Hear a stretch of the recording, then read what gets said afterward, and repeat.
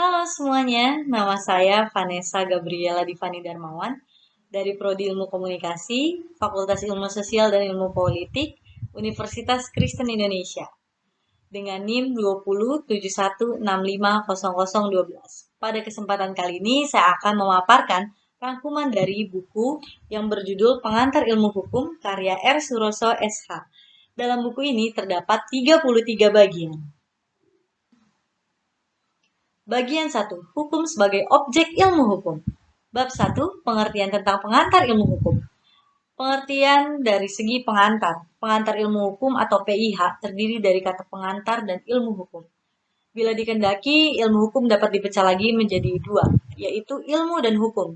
Jadi, pengantar ilmu hukum atau yang biasa sering kerap kali disebut dengan PIH merupakan basis mata pelajaran dasar yang tidak boleh ditinggalkan oleh mereka yang ingin mempelajari masalah dan cabang-cabang ilmu hukum. Pengertian dari segi ilmu hukum. Pengertian ilmu hukum menurut para ahli, saya mengambil dua di sini. Yang pertama dari Cross, memberikan definisi bahwa ilmu hukum adalah segala pengetahuan hukum yang mempelajari hukum dan segala bentuk manifestasinya. Yang kedua ada Curzon, berpendapat bahwa ilmu hukum adalah ilmu pengetahuan yang mencangkup dan membicarakan segala hal yang berhubungan dengan hukum. Ya, ilmu hukum juga disebut dengan ilmu pengetahuan yang mempelajari kaidah-kaidah kehidupan manusia, supaya sanksi-sanksi dapat diberikan oleh penguasa. Ilmu pengetahuan hukum juga mempelajari bagaimana berlakunya kaidah dan sejauh mana dianut oleh manusia dalam masyarakat.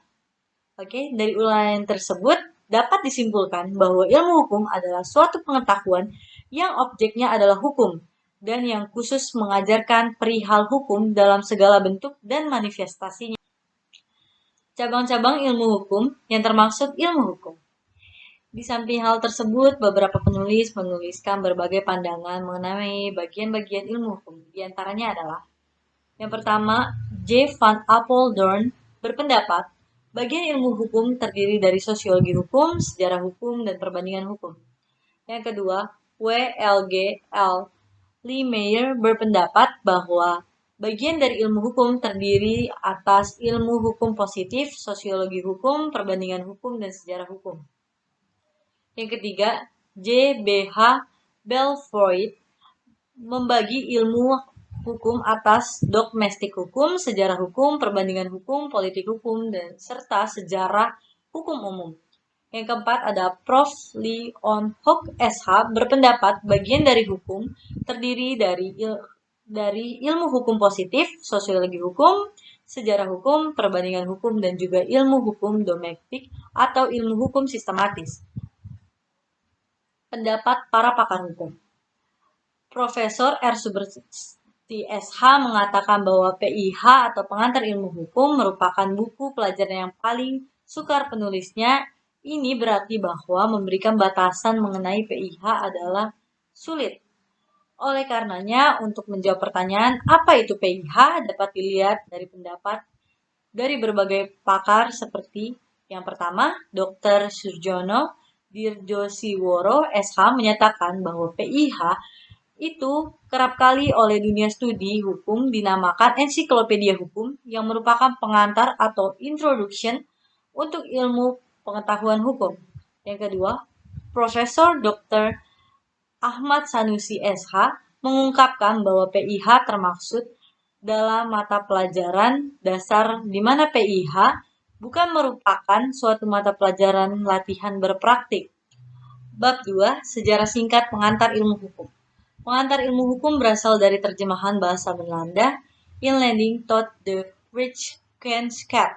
Istilah ini dipakai pada tahun 1920 yang dinamakan dengan Hoger Onwich-Wet atau Undang-Undang Perguruan Tinggi Belanda. Istilah ini sebenarnya sudah dipergunakan di Jerman pada akhir abad 19 dan permulaan abad 20.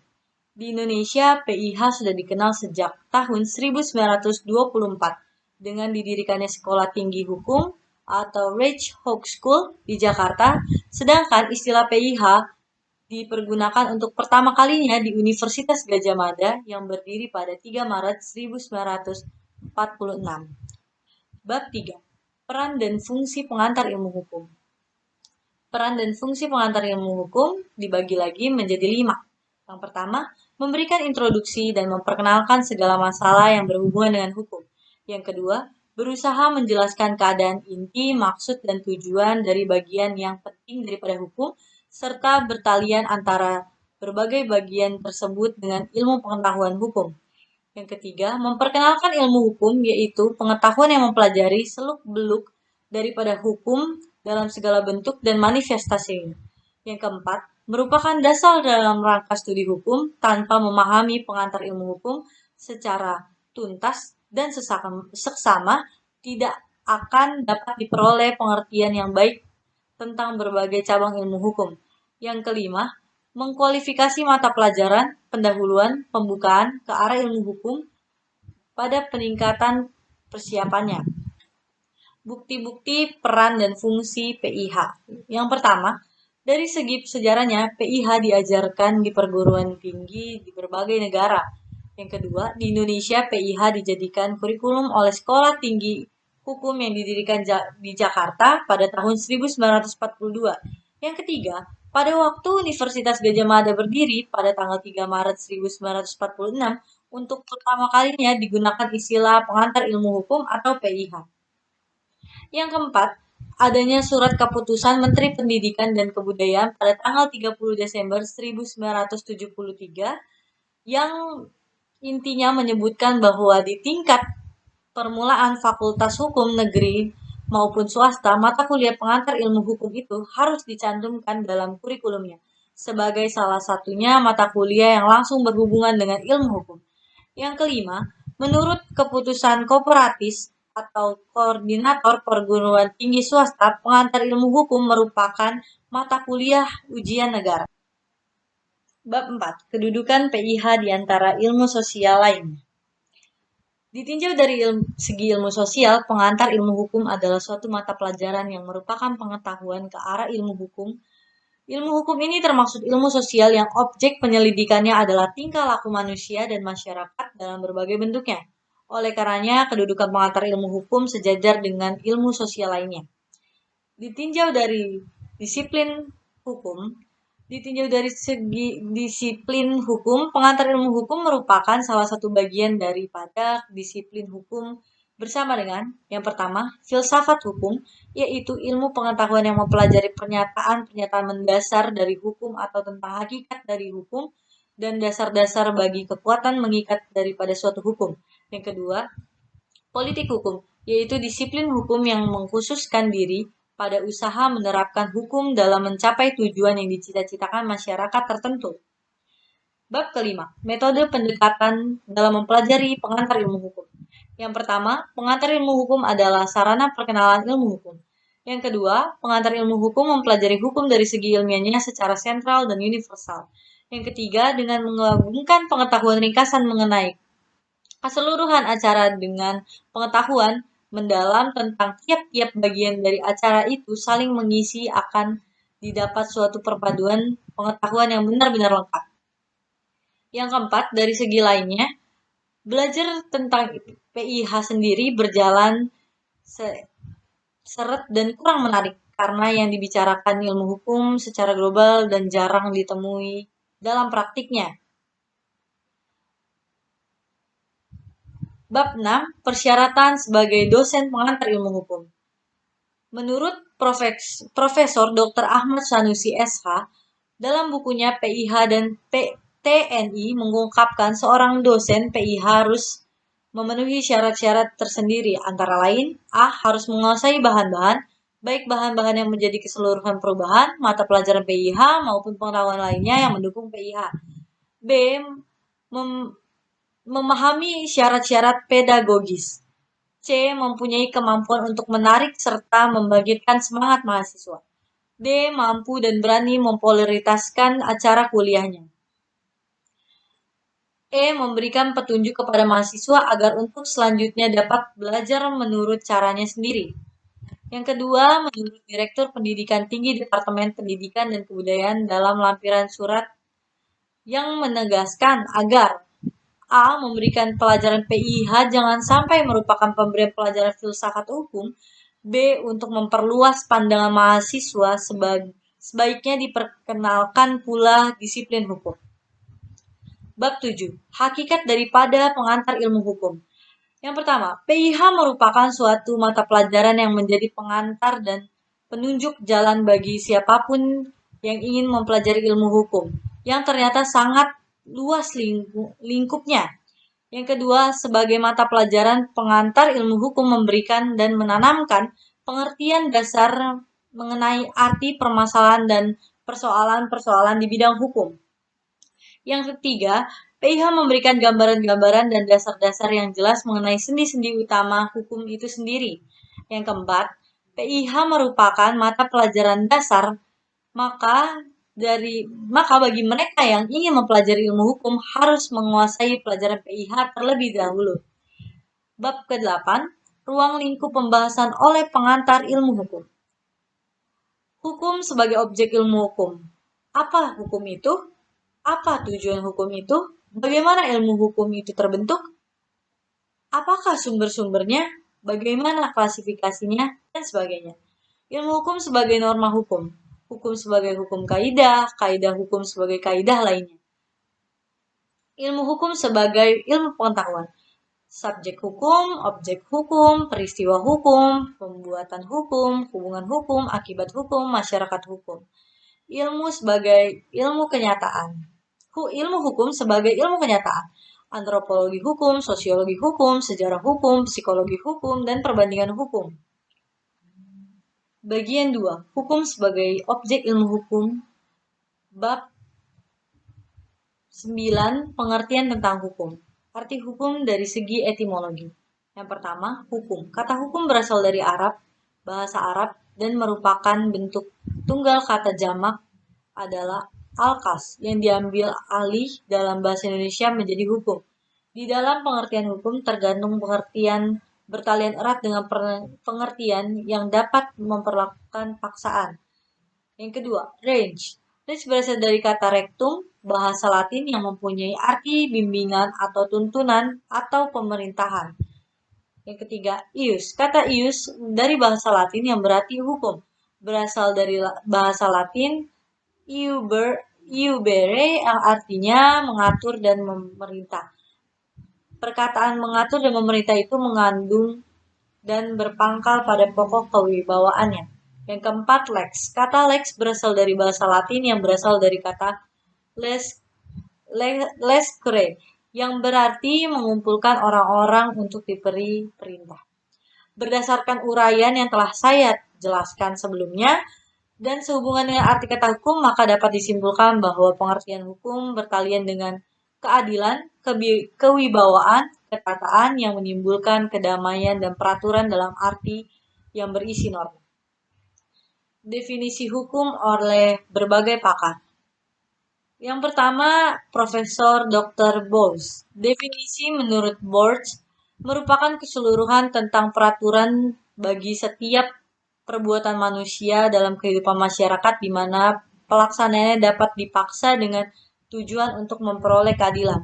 Yang kedua, dari Profesor Dr. Van Kan mengungkapkan bahwa hukum adalah keseluruhan peraturan hidup yang bersifat memaksa melindungi kepentingan manusia di dalam masyarakat. Yang ketiga, ada Profesor Mr. Dr. L.J. Van Apeldoorn, himpunan pedoman atau perintah dan larangan yang mengurus tata tertib suatu masyarakat dan karma itu harus ditaati oleh masyarakat.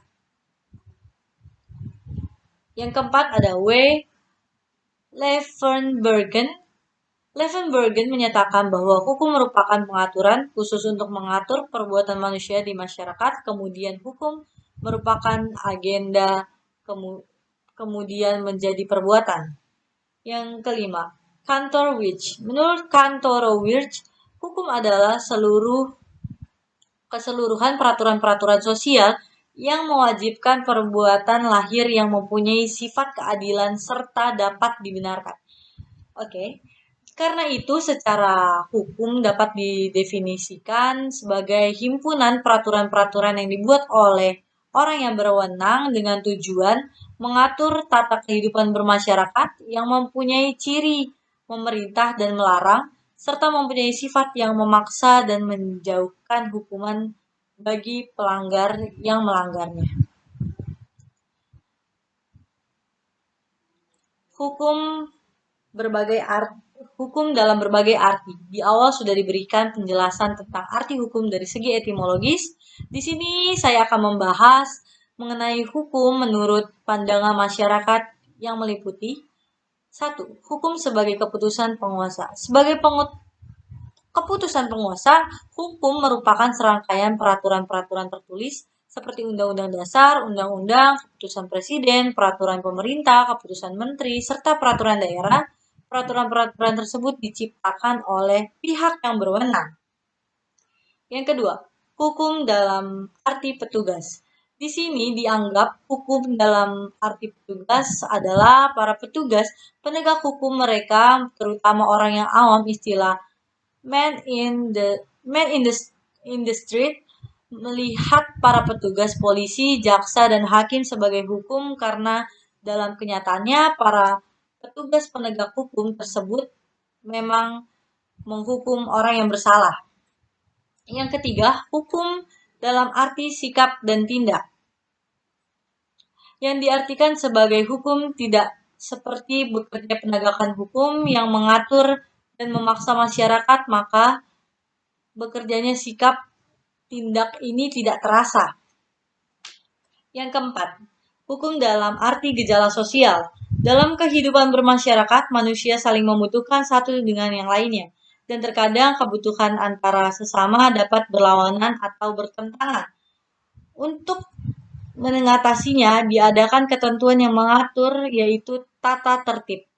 Kelemahan-kelemahan tersebut merupakan petunjuk hidup yang merupakan hukum yang berkembang bersama-sama dengan masyarakat. Yang kelima, hukum dalam arti kaidah. Ilmu hukum adalah himpunan petunjuk atau perintah-perintah dan larangan-larangan yang mengatur tata tertib dari suatu masyarakat yang seharusnya ditaati oleh anggota masyarakat yang bersangkutan. Oleh karena itu, pelanggaran petunjuk tersebut dapat menimbulkan tindak dan pihak pemerintah terhadap masyarakat itu. Yang keenam, hukum dalam arti disiplin. Hukum dalam arti disiplin adalah sistem mengenai kenyataan atau gejala-gejala yang dihadapi dalam hal itu. Hukum dalam arti disiplin melihat hukum sebagai gejala kenyataan yang ada di tengah-tengah masyarakat. 7. Hukum dalam arti ilmu hukum. Hukum dalam arti ilmu hukum berarti ilmu tentang kaidah atau norma yang menelaah hukum sebagai kaidah atau sistem kaidah-kaidah dengan dogmatik dan sistematik hukum. Yang terakhir, yang kedelapan, hukum dalam arti tata hukum.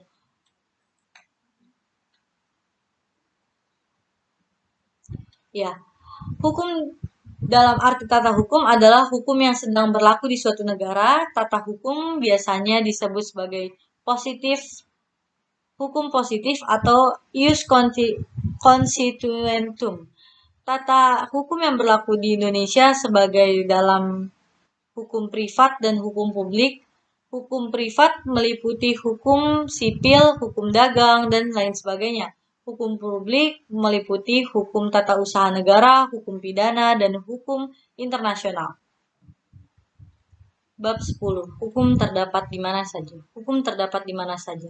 Hukum terdapat di seluruh dunia, asal ada masyarakat atau manusianya tentunya. Hukum itu ada di mana saja dan di mana-mana, pada setiap waktu dan bagi setiap bangsa. Itu menurut Surojo Wiknojodipuro. Hukum melekat pada hidup setiap masyarakat sebagaimana telah dinyatakan. Hukum berisikan kaidah-kaidah, yaitu petunjuk-petunjuk yang menentukan supaya dijalankan, mengandung sanksi dan akan beraksi secara paksaan apabila kaidah tersebut dilanggar. Dalam bukunya Pengantar Ilmu Hukum, Surojo Wiknojodipuro mengungkapkan bahwa di dalam masyarakat primitif juga terdapat hukum. Banyak sarjana-sarjana dari barat atau dari luar negeri yang telah melakukan penelitian di daerah-daerah yang penduduknya masih primitif, serta menyatakan bahwa di dalam masyarakat ini pun sudah terdapat peraturan-peraturan hidup, semacam peraturan hukum dalam negara negara yang sudah modern. Sejarah juga menunjukkan bahwa pada zaman kerajaan-kerajaan seperti Sriwijaya, Majapahit, Kediri, dan lain sebagainya juga telah berpendapat peraturan hidup yang mengatur tata tertib keseharian dalam masyarakat kerajaan yang bersangkutan. Bab 11. Peran dan fungsi hukum. Peranan hukum dalam masyarakat. Seperti yang kita ketahui bahwa hasil penelitian daripada sosiolog dan antropolog membuktikan bahwa pada masyarakat kuno dan sebagaimanapun pemikiran primitifnya juga terdapat hukum selama ada masyarakat baik besar maupun kecil atau selalu diikuti oleh hukum. Hukum terdapat di mana saja di seluruh dunia, asal ada manusia yang bermasyarakat tentunya. Aristoteles mengatakan bahwa manusia salah satu makhluk sosial atau makhluk bermasyarakat. Oleh karenanya, tiap anggota masyarakat mempunyai hubungan antara satu dengan yang lainnya. Selain itu, masing-masing anggota masyarakat tentunya mempunyai hubungan kepentingan yang berbeda-beda. Bahkan tidak jarang saling berlawanan untuk mengurangi kerancuhan. Maka, hukumlah yang mengatur dan melindungi kepentingan masing-masing. Berikut adalah contoh dari peranan hukum dalam kehidupan sehari-hari. A. Yang pertama, dengan keluarga. Seorang laki-laki dan perempuan yang hidup bersama sebagai suami istri mengikatkan diri dalam perkawinan, melakukan pembuatan yang telah diatur dalam UU Perkawinan nomor 1 tahun 1974. B. Dalam pekerjaan. Orang yang bekerja dalam suatu instansi menandatangani perjanjian kerja adalah sesuai dengan peraturan yang berlaku, sebagaimana yang tertuang di dalam KUHP Perdata bab 7A pasal 1601A sampai dengan 1600C. Di dalam menjalankan pekerjaan, dokter menyimpan rahasia-rahasia kedokteran merupakan kewajiban yang diatur dalam Peraturan Pemerintah Nomor 10 tanggal 21 Mei 1966 sampai 1966 Nomor 2. D. Hubungan dengan hak. Seorang pemilik tanah akan menuntut ganti rugi kepada pihak yang menggusur atau menguasai tanahnya. C. Dalam perkembangan masyarakat, dalam hubungan satu sama lain, orang harus mengetahui kedudukan, hak dan kewajiban seorang anggota masyarakat. Ia wajib mengetahui perbuatan yang mana yang dibenarkan oleh undang-undang dan perbuatan mana yang merupakan perbuatan melanggar hukum. F. Dalam hubungan dengan ilmu lainnya, seorang dokter harus melakukan sumpah jabatan setelah selesai studinya. G. Dalam mempelajari hukum. Untuk mempelajari hukum seperti hukum perdata, hukum pidana, hukum dagang, dan sebagainya, orang wajib mengetahui dasar-dasar ilmu hukum yang bersifat umum maupun khusus. H. Dalam penggunaan istilah hukum. Hukum adalah ilmu eksakta atau ilmu hukum alam dan fisika. Sifat konstan dan tidak berubah, sedangkan pengertian hukum di bidang ilmu hukum selalu berubah mengikuti perkembangan masyarakat dalam kehidupan sosial budayanya. Fungsi hukum. Yang pertama, sebagai alat pengantar tata tertib hubungan masyarakat. Yang kedua, sebagai sarana untuk mewujudkan keadilan sosial lahir dan batin. Yang ketiga, sebagai penggerak pembangunan. Yang keempat, fungsi krisis hukum. Lalu syarat-syarat agar fungsi hukum dapat terlaksana dengan baik. Tentunya pastinya ada. Agar fungsi hukum dapat terlaksana dengan baik, maka bagi para penegak hukum dituntut kemampuannya untuk melaksanakan penerapan hukum dengan baik, dengan seni yang dimiliki masing-masing. Misalnya, A. Menafsirkan hukum sesuai dengan keadilan dan posisi masing-masing.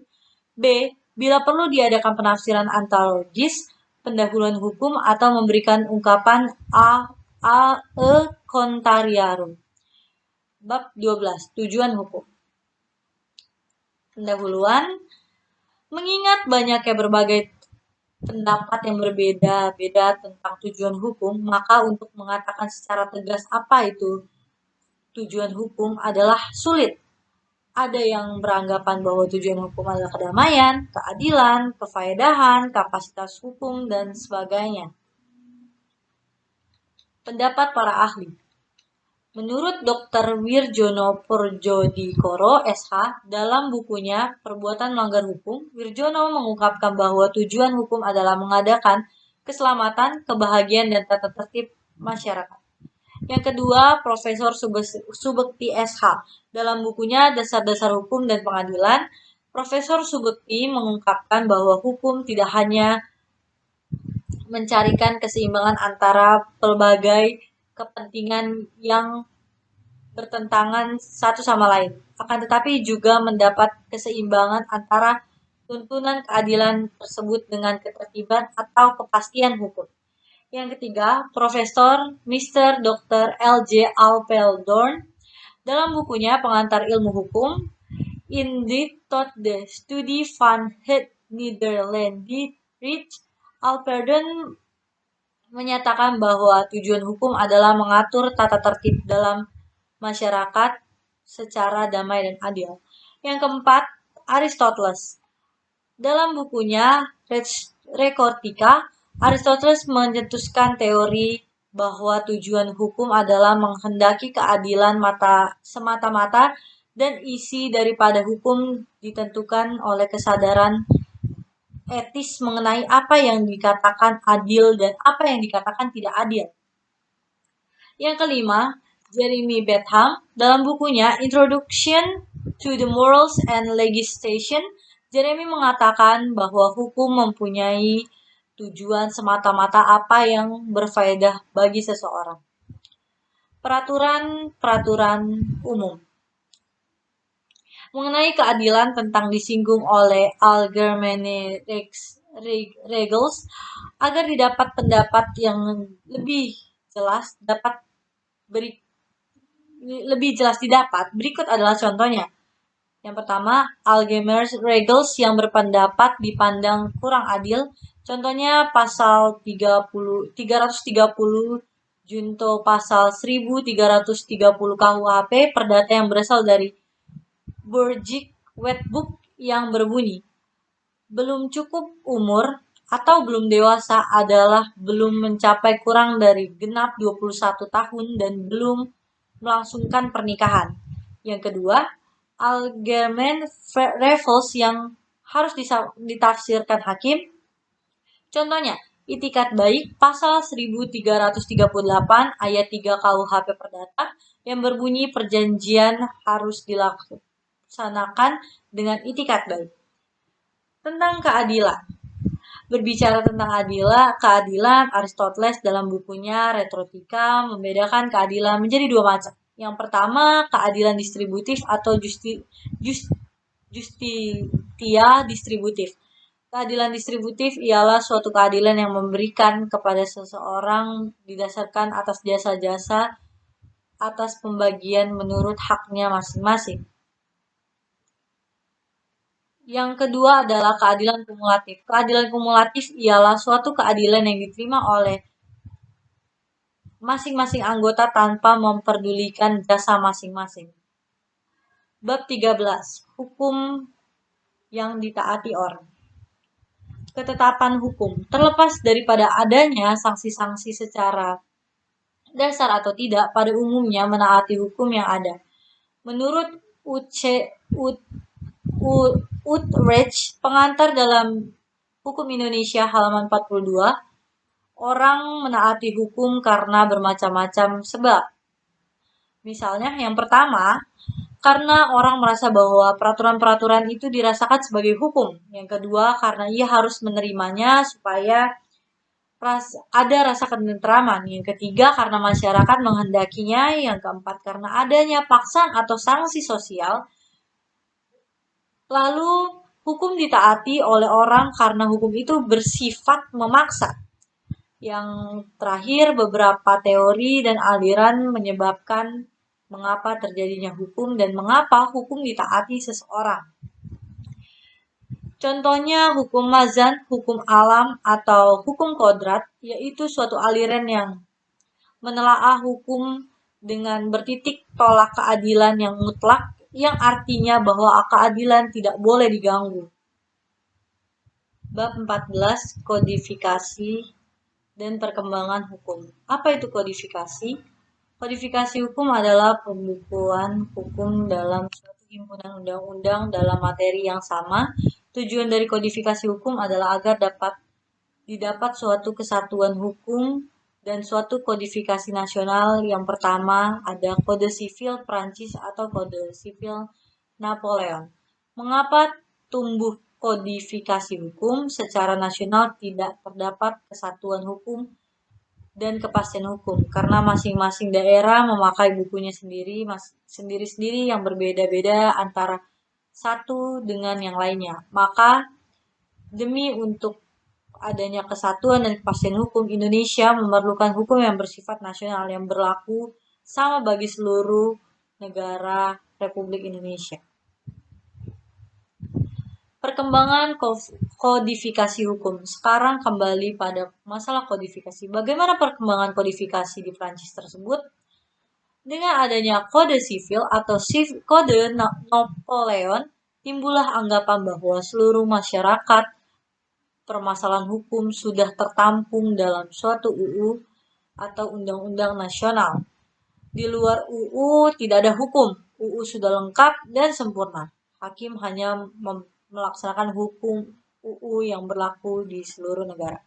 Anggapan-anggapan tersebut merupakan aliran yang dinamakan aliran legisme, positifisme, atau positisisme, perundang-undangan dengan pedoman di luar undang-undang, tidak ada hukum.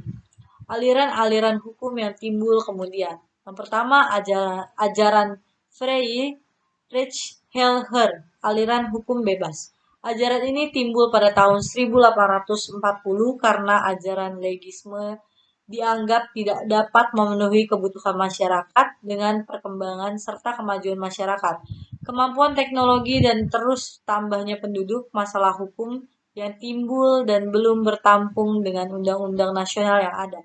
Yang kedua, aliran Rechtfinding, aliran penemuan hukum. Aliran ini mempergunakan undang-undang dan hukum di luar undang-undang. Aliran penemuan hukum merupakan aliran masa kini yang dipergunakan di berbagai negara termasuk Indonesia.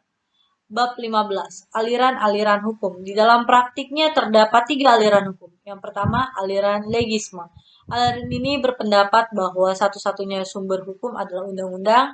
Dibuat di luar undang-undang tidak ada hukum. Di dalam aliran legisme, hakim hanya merupakan sumti automaat atau pemutus perkara hanya didasarkan pada undang-undang saja. B. Aliran hukum bebas. Aliran ini bertolak belakang dari aliran legisme. Lahirnya hukum bebas ini dilatar belakangi oleh melihat kekurangan-kekurangan dari aliran legisme yang ternyata tidak dapat memenuhi kebutuhan dan tidak dapat mengatasi persoalan-persoalan aliran. Aliran ini merupakan aliran bebas yang hukumnya tidak dibuat oleh badan legislatif yang menyatakan bahwa hukum ini terdapat di undang-undang. Hukum dalam aliran hukum bebas menentukan atau menciptakan hukum dengan melaksanakan undang-undang atau tidak. Aliran ini timbul di dalam masyarakat dan diciptakan oleh masyarakat itu sendiri. Aliran penemuan hukum. Aliran ini merupakan aliran antara legisme dan hukum bebas. Aliran ini berpegang pada undang-undang tetapi tidak seketat aliran legisme. Tugas hukum dan aliran penemuan hukum adalah menyelenggarakan undang-undang dengan keadaan masyarakat yang nyata dan apabila perlu menambah undang-undang dan disesuaikan dengan asas keadaan masyarakat. Aliran penemuan hukum berpendapat bahwa hukum terbentuk dengan beberapa cara. Yang pertama, karena pembentukan undang-undang. Yang kedua, karena administrasi negara. Yang ketiga, karena peradilan. Yang keempat, karena kebiasaan yang sudah meningkat pada masyarakat. Yang kelima, karena ilmu. Aliran yang berlaku di Indonesia. Indonesia mempergunakan aliran penemuan hukum ini berarti bahwa hakim adalah menentu perkara berpegangan pada undang-undang dan hukum lainnya yang berlaku di dalam masyarakat secara kebebasan terikat yang bebas. Bab 16 terbentuknya hukum. Pembentukan hukum di Inggris. Hukum di Inggris berasal dari kebiasaan dalam masyarakat yang dikembangkan oleh pengadilan hukum ini dinamakan common law. Perkembangan ini dimulai pada tahun 1066, sewaktu Inggris dijajah oleh bangsa nomadi dengan rajanya yang terkenal William the Conqueror, yang kemudian dilanjutkan oleh pengganti-penggantinya. Inggris menganut sistem hukum common law di mana hukumnya terjadi dari kebiasaan jurisprudensi dan perundang-undangan. Pembentukan hukum di Indonesia. Dengan versi yang lebih khas, hukum di Indonesia tumbuh dari kebiasaan dalam masyarakat yang dikenal sebagai hukum adat.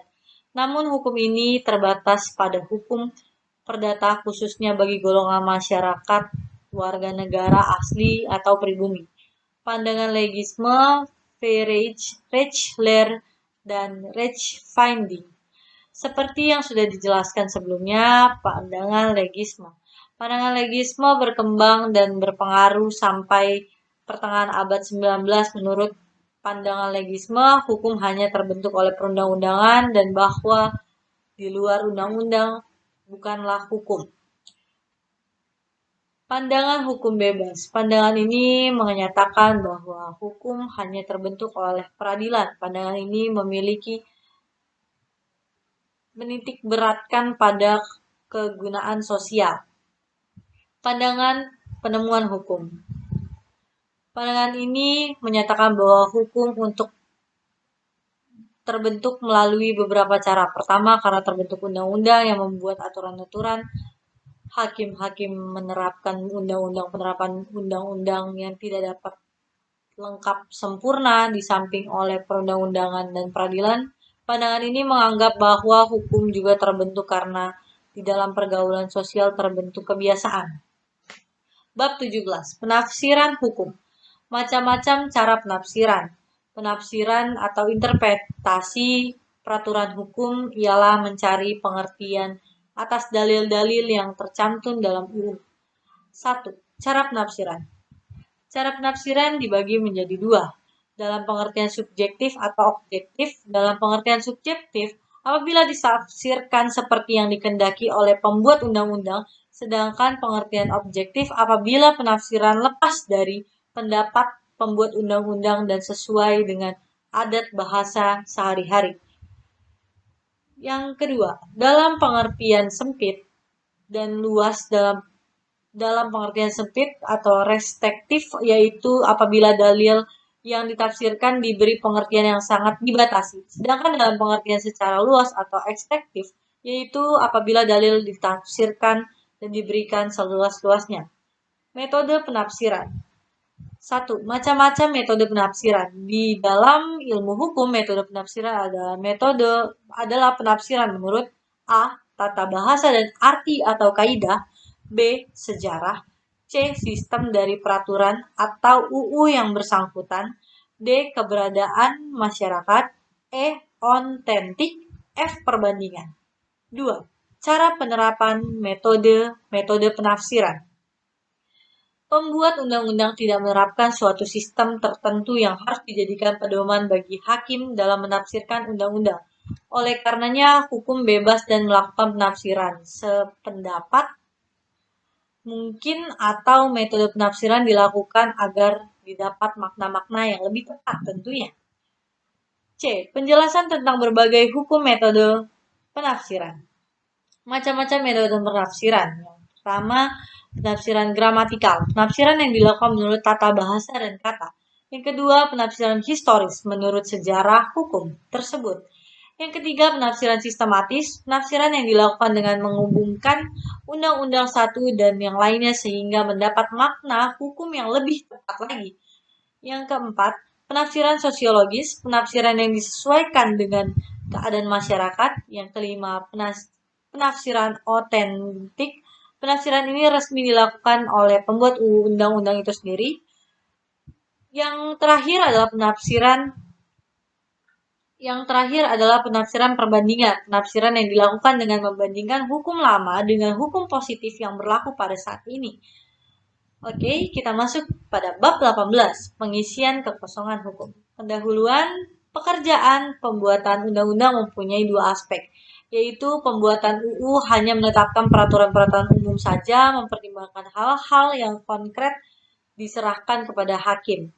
Yang kedua, pembuat UU selalu ketinggalan dengan kejadian-kejadian sosial yang menimbulkan kemudian di dalam masyarakat, maka hakim sering menambah UU itu sendiri. Jika hakim menambah peraturan perundang-undangan, berarti bahwa hakim mengisi kekosongan dalam sistem hukum formil atau tata hukum yang berlaku. Kontribusi hukum atau penafsiran analogis. Penafsiran analogis adalah penafsiran daripada suatu peraturan hukum dengan memberikan ibarat atau kiasan pada kata-kata tersebut sesuai dengan asas hukumnya sehingga suatu peristiwa yang sebenarnya tidak dapat dimasukkan. Penghalusan hukum. Penghalusan hukum ialah memperlakukan hukum sedemikian rupa secara halus sehingga seolah-olah tidak ada pihak yang disalahkan. Perhalusan hukum bermaksud mengisi kekosongan dalam sistem undang-undang. Dalam sistem undang-undang terdapat ruang kosong apabila sistem undang-undang atau sistem formal hukum tidak dapat menyelesaikan masalah secara adil atau sesuai dengan kenyataan sosial. Argumen contrario atau pengungkapan secara berlawanan. Penafsiran contrario adalah penafsiran UU yang didasarkan atas pengingkaran arti berlawanan pengertian antar soal yang dihadapi dengan soal yang diatur suatu pasal dalam undang-undang. Berdasarkan perkara ini ditarik kesimpulan bahwa masalah perkara yang dihadapi tidak termaksud pasal yang dimaksud. Masalah berbeda di luar peraturan perundang-undangan. Bab 19. Sumber-sumber hukum. Arti tentang sumber hukum. Sumber hukum adalah segala sesuatu yang menimbulkan aturan-aturan yang mengingatkan pemaksaan yang mengikat dan memaksa sehingga apabila aturan-aturan dilanggar akan menimbulkan sanksi-sanksi yang tegas dan nyata bagi pelanggarnya. Pendapat berbagai pakar hukum. Yang pertama, Algra. Berbagai sumber hukum dalam sumber hukum material dan sumber hukum formil. Sumber hukum material adalah tempat di mana materi hukum itu diambil. Sumber hukum formil berarti di mana asal-muasal kekuatan peraturan tersebut terdapat. Yang kedua, Van Apeldoorn dalam buku PIH menerjemahkan Mr. Orchid Sandino membedakan menjadi 4 macam sumber, yaitu A. Sumber hukum dari dalam arti historis. B. Sumber hukum dari dalam arti sosiologis. C. Sumber hukum dari arti filosofis. D. Sumber hukum dalam arti formil. Yang ketiga, Ahmad Sanusi membagi sumber hukum menjadi 2 kelompok. Yang pertama, sumber hukum normal, langsung dan tidak langsung. Yang kedua, sumber hukum abnormal, proklamasi atau revolusi. Undang-undang. Pendahuluan, undang-undang merupakan sumber hukum formal di samping kebiasaan, traktar, jurisprudensi, dan doktrin. Apa itu undang-undang? Undang-undang adalah suatu peraturan negara yang mempunyai kekuatan hukum yang mengikat, diadakan oleh dan dipelihara oleh penguasa negara. Undang-undang adalah daripada bentuk undang-undang yang terdiri dari Presiden dan DPR seperti yang dimaksud pada pasal 5 ayat 1. Terbentuknya undang-undang. Yang pertama, cara terbentuk undang-undang. Suatu undang-undang itu baru ada apabila dibentuk oleh yang bersangkutan. Pelaksanaannya dilimpahkan kepada badan yang diberi wewenang itu sendiri. Cara pembentukan undang-undang dan badan yang memberi wewenang tergantung pada sistem pemerintahan yang dianut oleh negara yang bersangkutan. Yang kedua, pembentukan undang-undang. A. Di negeri Belanda. Di negeri Belanda yang berwenang untuk membentuk undang-undang adalah raja atau kroon. bersama Staten Generaal berdasar Grondwet Negeri Belanda pasal 112. B. Di Amerika Serikat. Di Amerika Serikat yang berwenang membuat undang-undang diberikan kepada Kongres saja sebagai badan legislatif. Amerika Serikat menganut sistem pemerintahan trias politika yang membagi pemerintah dalam 3 kekuasaan yaitu badan legislatif, eksekutif, dan yudikatif. Bagaimana cara pembuatan UU di Indonesia sih? Ya, berdasarkan Undang-Undang Dasar, maka pembuatan undang-undang dilaksanakan oleh Presiden bersama DPR. Untuk dapat diajukan ke DPR, dibuatlah RUU terlebih dahulu. Inisiatif pembuatan RUU dapat diambil oleh Presiden maupun oleh anggota DPR. Namun kenyataannya dalam praktik banyak inisiatif yang diambil oleh Presiden, bahkan pernah terjadi bahwa pihak DPR bertahun-tahun tidak mengambil inisiatif tersebut yang lebih membutuhkan banyak undang-undang badan eksekutif. Setelah rancangan undang-undang selesai, Presiden mengusulkan kepada DPR. Apabila DPR tidak menyetujuinya, maka rancangan tersebut tidak boleh diajukan lagi pada masa persidangan yang sama dan sebaliknya. Ketiga, kedudukan Presiden dan DPR sama kuatnya. Kedudukan dan Presiden dan DPR sama kuatnya. Hal ini terlihat pada pasal dalam Undang-Undang 1945 yang berbunyi, Pasal 5, Presiden memegang kekuasaan undang-undang dengan persetujuan DPR. Pasal 20, tiap undang-undang menghendaki persetujuan DPR. Pasal 20 ayat 1, Presiden dan anggota DPR sama-sama berhak mengambil inisiatif. Pasal 20 ayat 2, jika suatu rancangan undang-undang tidak dapat persetujuan DPR, maka rancangan tadi tidak boleh diajukan lagi dalam persidangan masa itu. Berlaku juga sebaliknya. Pembuatan undang-undang terdapat 2 cara. Yang pertama, sistem umum merupakan sistem penyusunan isi daripada ini dengan hanya mengisi pokok-pokok saja. Yang kedua, sistem lengkap, undang-undang oleh pembuatannya diisi dengan pasal-pasal yang lengkap, sekali, terperinci, jelas, dan lebih banyak mengarah ke hukum dalam bentuk kodifikasi. Lalu Indonesia menerapkan sistem hukum apa? Sewaktu Indonesia masih dijajah, Indonesia sendiri menerapkan sistem UU lengkap mengikuti Belanda, tetapi sesudah Indonesia merdeka menerapkan sistem hukum umum. Undang-undang dalam arti formil dan material. Yang pertama, undang-undang dalam arti formil. Undang-undang dalam arti formil ada keputusan penguasa yang diberi nama undang-undang atau undang-undang yang dibuat dari segi bentuknya. Di Indonesia, undang-undang dalam arti formil ditetapkan oleh Presiden dengan persetujuan DPR yang tertuang pada Undang-Undang Dasar 1945 Pasal 5 Ayat 1. Yang kedua, undang-undang dalam arti material. Yang dimaksud dengan undang-undang dalam arti material adalah penerapan kaidah hukum yang disebutkan dengan tegas sehingga menurut sifatnya menjadi mengikat. Yang kedua, semua peraturan perundang-undangan yang bersifat mengatur artinya berlaku secara umum. Yang ketiga, keputusan penguasa yang dilihat dari segi isinya mempunyai kekuatan yang mengikat untuk umum. Tata jenjang atau hierarki perundang-undangan. Apa yang dimaksud dengan tata jenjang perundang-undangan?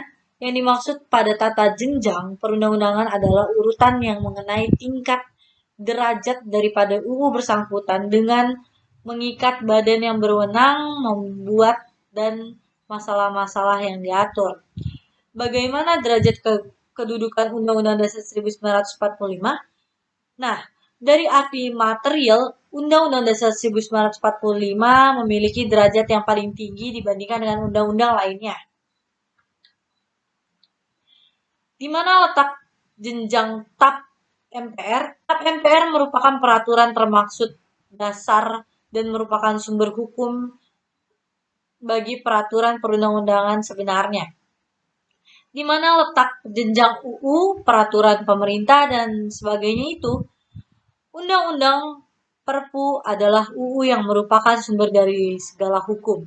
Dalam arti formil, tingkat menengah, sedangkan peraturan pemerintah, Kepres, Menteri, Dirjen, Direktur, peraturan gubernur, bupati atau wali kota, Dan selanjutnya termaksud peraturan pelaksanaan yang juga merupakan sumber hukum dari arti formal yang berkedudukan lebih rendah. Bagaimana bentuk dan tata letak urutan perundang-undangan di Indonesia? Yang pertama, setelah Indonesia merdeka, Undang-Undang TAP MPR, Perpu, Peraturan Pemerintah, Kepres, Peraturan Pelaksanaan, dan Menteri Direktur Perda nomor 1 dan seterusnya. Yang kedua, sebelum Indonesia merdeka ada A. Wet atau undang-undang yang dibuat oleh Belanda. B. Koninklijk Bestuur atau KB dibuat oleh Raja Belanda. C. Ordonnance dibuat oleh Gubernur Jenderal. D. Regency Vereniging dibuat oleh Gubernur Jenderal. Hierarki Undang-Undang Negara Belanda. Grondwet Algemene Maatregelen van Bestuur Provinciale Verenigingen Gemeente Verenigingen. Kekuatan dan kekuasaan berlakunya undang-undang. Apa yang dimaksud kekuatan dan kekuasaan berlakunya undang-undang? Yang dimaksud dengan kekuatan dan berlakunya undang-undang ialah kekuatan mengikat antara undang-undang. Sedangkan yang dimaksud dengan kekuasaan ialah kekuasaan yang berlaku undang-undang terhadap lingkungannya. Selanjutnya, sampai manakah kekuatan berlakunya undang-undang? Ada berbagai asas yang mempengaruhi, salah satunya undang-undang yang lebih rendah derajatnya tidak boleh bertentangan dengan undang-undang yang lebih tinggi derajatnya. Lingkungannya berlaku UU. Waktu berlaku, daerah berlakunya pada siapapun UU tersebut berlaku soal apa yang diatur oleh UU tersebut. Masa berlakunya UU. Mengenai masa berlakunya sebuah undang-undang biasanya ditentukan dalam UU yang bersangkutan atau setidaknya selama waktu yang ditentukan. Tidak jarang terjadi bahwa sebuah UU sudah ada tapi belum dapat dijalankan karena peraturan pelaksanaan belum ada. Tentang daerah berlakunya undang-undang. Tentang daerah berlakunya undang-undang itu berhubungan erat dengan kependudukan badan pembuat UU. Apabila tidak ada ketentuan lain, maka UU yang dibuat oleh badan pembuat UU pusat berlaku untuk seluruh daerah negara, sedangkan itu yang dibuat oleh pembentuk UU tingkat daerah berlaku untuk daerah yang bersangkutan. Masalah orang-orangnya. Di sini yang dimaksud masalah orang-orangnya ialah orang-orang yang terhadap UU yang berlaku bila tidak ditentukan lain. Maka UU itu harus berlaku terhadap orang-orang yang bertempat tinggal di daerah berlakunya UU tersebut kecuali bagi orang-orang yang mempunyai kekebalan diplomatik. Mengenai soal-soal yang diatur. Sebagai contoh dapat diikuti sebagai berikut.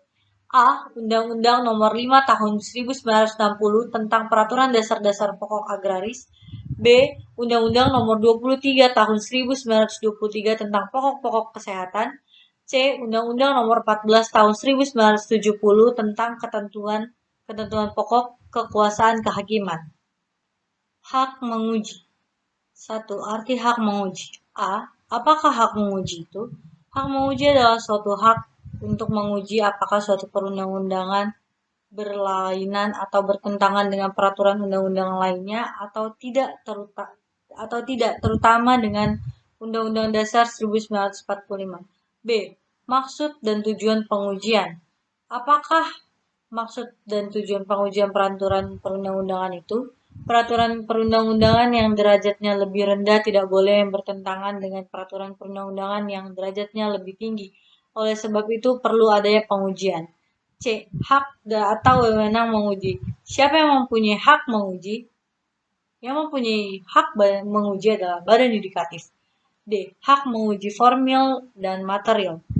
Di dalam keputusan dan di dalam praktik dikenal dua macam hak menguji, yaitu hak menguji formil dan material. E. Lembaga yang mempunyai hak menguji. Pada umumnya yang diberi hak adalah Mahkamah Agung, namun di setiap negara dapat berbeda pula. D. Kebiasaan. Pengertian kebiasaan merupakan tindak menurut pola tingkah laku yang tetap, ajak, lazim, normal, atau adat masyarakat atau pergaulan hidup tertentu. Pergaulan hidup ini merupakan lingkungan yang sempit seperti desa, tetapi pada luas juga, yakni meliputi masyarakat yang berdaulat.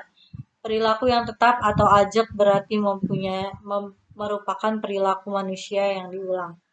B. Hukum kebiasaan. Menurut uraian di atas, kebiasaan adalah perbuatan manusia yang dilakukan berulang-ulang mengenai hal tingkah laku atau kebiasaan yang diterima oleh suatu masyarakat yang selalu dilakukan oleh orang lain. Sedemikian rupa sehingga masyarakat beranggapan bahwa memang harus berlaku demikian, namun tidak semua kebiasaan juga mengandung hukum yang baik dan adil. C. Kebiasaan sebagai sumber hukum. Di Indonesia, kebiasaan diatur dalam beberapa undang-undang, yakni Pasal 15 AB, Pasal 1339 KUHP Perdata. D. Perbandingan antara hukum kebiasaan dan undang-undang. Uraian di atas menunjukkan bahwa kebiasaan mempunyai tempat yang penting di samping undang-undang. Hukum tata negara di negara kita sebagai besar dikuasai oleh kebiasaan yang disebut convention dan tidak mempunyai kodifikasi. Apabila diadakan perbandingan antara hukum kebiasaan dengan hukum undang-undang, maka dapat diketahui: 1. Kelemahan hukum kebiasaan. A. Hukum kebiasaan tidak tertulis sehingga tidak dapat dirumuskan secara cepat. Untuk mencari penggantinya cenderung sulit. B. Tidak menjamin kepastian hukum dan serta menyulitkan beracara karena hukum kebiasaan memiliki sifat yang aneka ragam. 2. Persamaan antara hukum kebiasaan dan undang-undang. Keduanya merupakan penegasan pandangan hukum yang terdapat di dalam masyarakat. Kedua-duanya mempunyai perumusan kesadaran hukum suatu bangsa. 3. Perbedaan. Undang-undang merupakan keputusan pemerintah yang dibebankan kepada orang. Subjek hukum kebiasaan merupakan peraturan yang timbul dalam pergaulan. Undang-undang lebih menjamin kepastian hukum daripada hukum kebiasaan. Hubungan hukum dan kebiasaan hukum adat. Hukum adat itu termaksud hukum kebiasaan. Kadang-kadang kebiasaan juga disebut dengan istilah adat. Dan memang kata adat berasal dari kata Arab yang maksudnya kebiasaan. Hukum adat merupakan hukum yang tak tertulis, disebut juga hukum tradisional dan sudah menjadi kepribadian bagi bangsa. F. Jurisprudensi. Di dalam praktik terdapat hukum jurisprudensi yang timbul dari putusan-putusan pengadilan, terutama putusan-putusan pengadilan negeri tinggi atau MA. Di sini putusan pengadilan tidak langsung menimbulkan hukum, melainkan merupakan faktor dalam pembentukan hukum. Karena biasanya putusan pengadilan tertinggi diikuti oleh pengadilan tertinggi yang lebih rendah. F. Jurisprudensi. Dalam praktik terdapat hukum jurisprudensi yang timbul dari peraturan-peraturan peradilan, terutama putusan-putusan dari pengadilan negeri tertinggi atau MA. Di sini putusan pengadilan tidak langsung menimbulkan hukum, melainkan merupakan faktor saja dalam pembentukan hukum. Karena biasanya putusan pengadilan tertinggi diikuti oleh pengadilan yang lebih rendah. Beberapa pengertian tentang jurisprudensi. Purnadi Purbacaka SH dalam bukunya Perundang-undangan dan Jurisprudensi pada halaman ke-55 menyebutkan istilah jurisprudensi berasal dari kata jurisprudentia yang berarti pengetahuan hukum. Kata jurisprudensi sebagai istilah teknis Indonesia sama artinya dengan kata jurisprudenti dalam bahasa Perancis yang berarti peradilan tetap atau bukan peradilan. B. Timbulnya jurisprudensi. Timbulnya jurisprudensi bersumber pada aglemene berpalingan wet giving for Netherlandisch Indi atau ketentuan tentang peraturan perundang-undangan tentang Indonesia. Meskipun jurisprudensi mempunyai pengaruh terhadap hakim-hakim lainnya, namun hal ini tersebut tidak bertentangan dengan isi pasal 20 dan 21 AB. C. Sebab-sebab seseorang hakim menggunakan putusan hakim lain.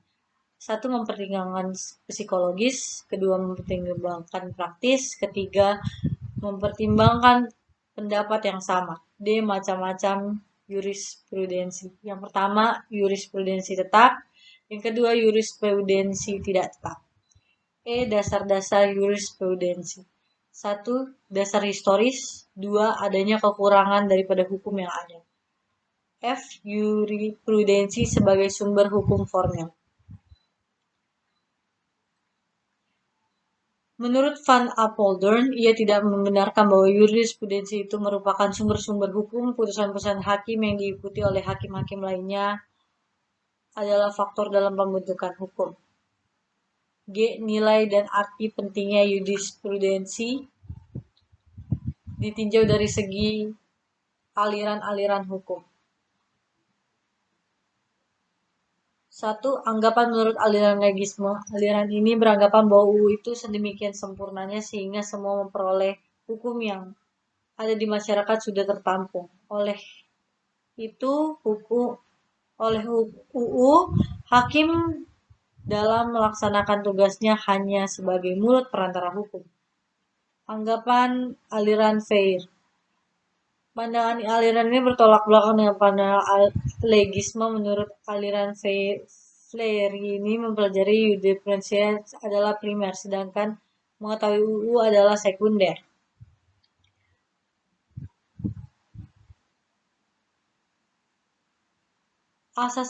Asas-asas jurisprudensi. 1. Asas presiden dan 2. Asas bebas.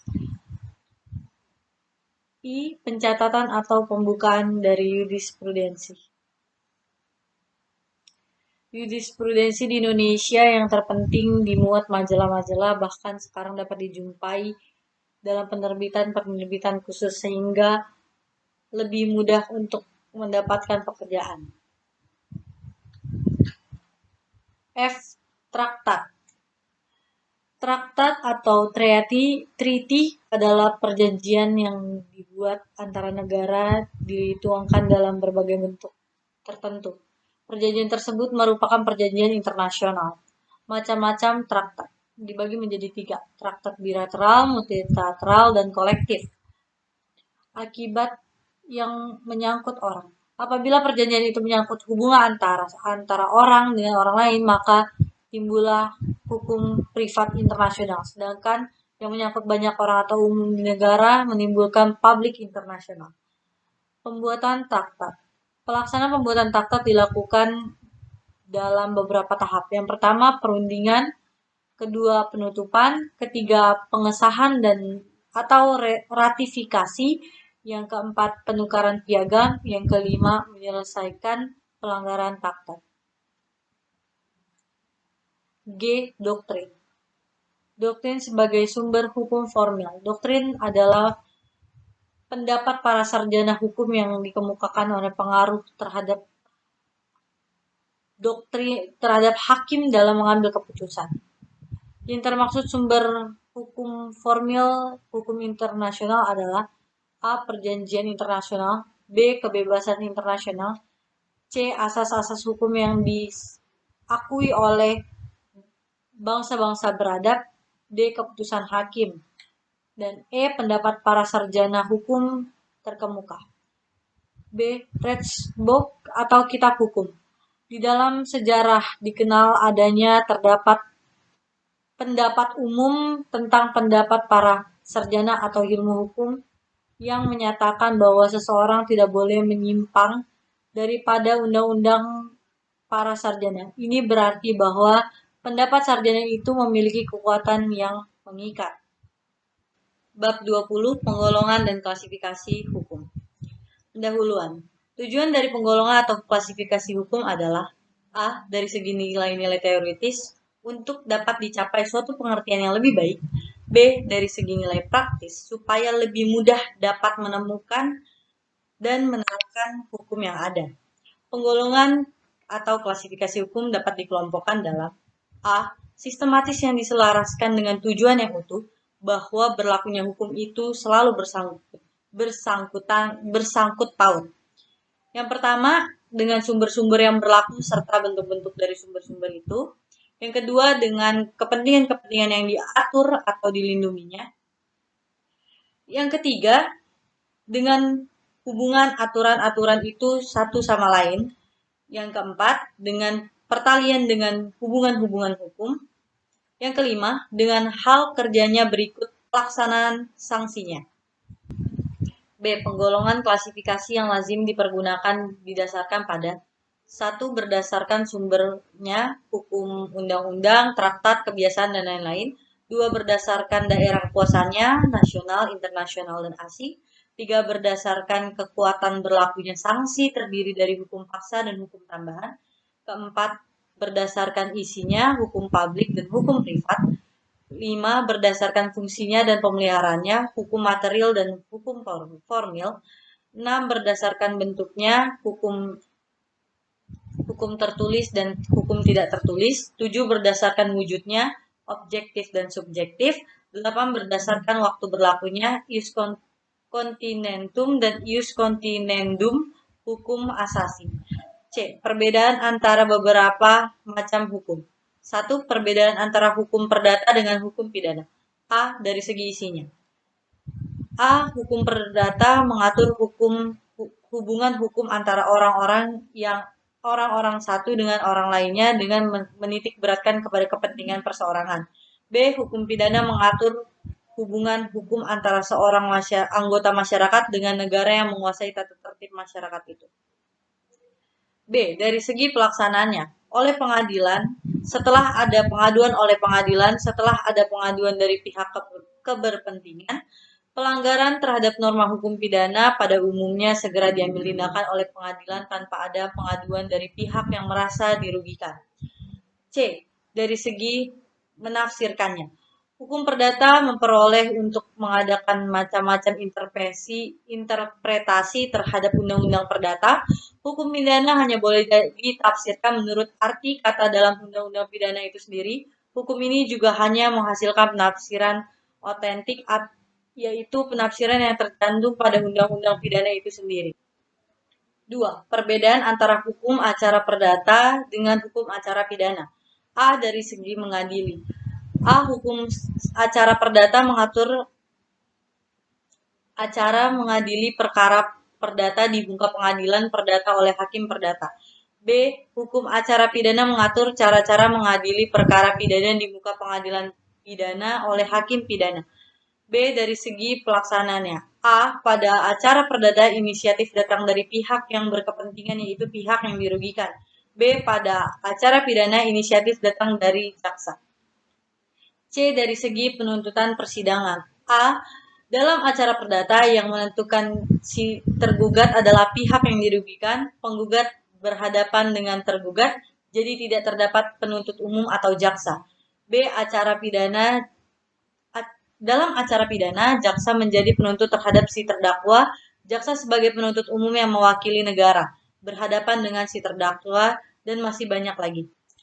Bab 21. Kaidah hukum dan kaidah sosial. A. Kaidah sosial. Kaidah sosial mengatur tindak laku manusia di dalam masyarakat ada bermacam-macam, yang secara berurutan. Pertama, kaidah susila. Yang kedua, kaidah kesopanan. Yang ketiga, kaidah agama atau kepercayaan. Yang keempat, kaidah hukum. B. Penggolongan kaidah. Profesor Sudikono menggolongkan keempat kaidah dalam 2 golongan, yaitu yang pertama, tata kaidah dengan spek pribadi yang termaksud kelompok ini adalah kaidah agama dan kaidah kesusilaan. B. Tata kaidah dengan aspek kehidupan antar pribadi yang termaksud adalah kesopanan dan hukum. C. Hubungan antara kaidah hukum dan lainnya. Yang pertama, hubungan positif, yakni hubungan yang saling memperkuat. Yang kedua, hubungan negatif, yakni hubungan yang melemahkan. Contoh, larangan membunuh dalam agama tetapi diwajibkan dalam undang-undang militer. D. Persamaan antara kaidah hukum dan lainnya. Kaidah hukum dengan kaidah lainnya sama-sama melindungi kepentingan seseorang maupun umum, sehingga terdapat tata tertib dalam masyarakat. Persamaan antara kaidah hukum dan kaidah kesopanan adalah 1. Memandang manusia sebagai makhluk sosial. 2. Sudah puas dengan perbuatan lahiriah saja. 3. Heteronom atau dikehendaki masyarakat. 4. Memberikan kesempatan pihak yang bersangkutan untuk mengadakan reaksi. 5. Sama-sama memiliki wilayah berlakunya. Perbedaan antara kaidah hukum dengan kaidah sosial lainnya dan seterusnya. 1. Perbedaan hukum dengan agama dan kesusilaan ditinjau dari tujuan sasarannya, sumber sanksi, kekuatan mengikat lainnya. 2. Perbedaan antara kaidah hukum dengan kesopanan. A. Kaidah hukum memberikan hak dan kewajiban, kaidah kesopanan hanya memberikan kewajiban saja. B. Sanksi kaidah hukum dipaksa dan resmi kepada masyarakat, sedangkan kesopanan hanya dipaksakan oleh masyarakat dan tidak resmi. 3. Perbedaan antara kaidah kesopanan dengan agama dan kesusilaan. A. Asalnya kaidah kesopanan dari luar diri manusia, sementara yang lainnya dari dalam. B. Kesopanan berisi aturan yang ditunjukkan sikap lahir manusia, sementara yang lain berisi aturan yang ditunjukkan pada batin manusia. C. Tujuan dari kesopanan menertibkan, sementara yang lainnya menyempurnakan manusia agar tidak menjadi jahat. Bab 22. Subjek hukum. A. Pengertian. 1. Apa pengertian subjek hukum? Subjek hukum adalah sesuatu yang menurut hukum berhak atau berwenang untuk melakukan perbuatan hukum atau siapa yang mempunyai hak dan cakap untuk bertindak. 2. Jadi siapa yang menjadi subjek hukum? Pada dasarnya yang dapat menjadi subjek hukum adalah manusia. 3. Ada dua pengertian orang sebagai subjek hukum. A. Manusia pribadi, dan B. Badan hukum privat. B. Manusia sebagai subjek hukum. 1. Dasar hukum. Menurut hukum yang berlaku, setiap manusia mempunyai hak dan kewajiban ini dilindungi oleh hukum. Misalnya, adanya larangan mengenai perampasan atas dukungan hak tersebut mengakibatkan kematian perdata, misalnya perbudakan dan sebagainya. 2. Pendapat pakar. Menurut Profesor J. Harjawidyajaja, orang adalah merupakan pengertian terhadap manusia. B. Menurut Profesor Egens, yang dimaksud dengan orang adalah manusia sebagai rich person. 3. Pandangan hukum modern. Setiap orang secara asasi merupakan pendukung hak yang berlaku bagi seluruh umat manusia, karena mereka sama-sama merupakan makhluk Tuhan. 4. Pandangan dunia. Setiap manusia menjadi subjek hukum sejak dia lahir dan berakhir dengan kematiannya. 5. Pandangan agama. Seseorang manusia menjadi subjek hukum sejak ada dalam kandungan ibunya, selama ia hidup dan setelah ia meninggal dunia. 6. Pandangan hukum di Indonesia. A. Bahwa setiap manusia adalah pendukung hak. B. Pada sidang pleno tanggal 11 September 1958 oleh Konstituante diterima salah satu HAM, setiap orang berhak kehidupan dan penghidupan, kemerdekaan dan keselamatan pribadinya. C. Asas tersebut dalam Undang-Undang Dasar 1945 hanya dijamin secara tegas bagi warga negaranya saja, tetapi dapat ke warga negara asing juga. C. Pengecualian. Pengecualian dalam subjek hukum adalah 1. Anak dalam kandungan. 2. Cakap hukum. 3. Binatang sebagai subjek hukum. 4. Badan hukum sebagai subjek. Bab 23. Objek hukum. Pengertian. Objek hukum adalah segala sesuatu yang berguna bagi subjek hukum, manusia atau badan hukum yang terdapat menjadi pokok permasalahan dan kepentingan bagi para subjek hukum, oleh karenanya dapat dikuasai oleh subjek hukum. Dasar hukum.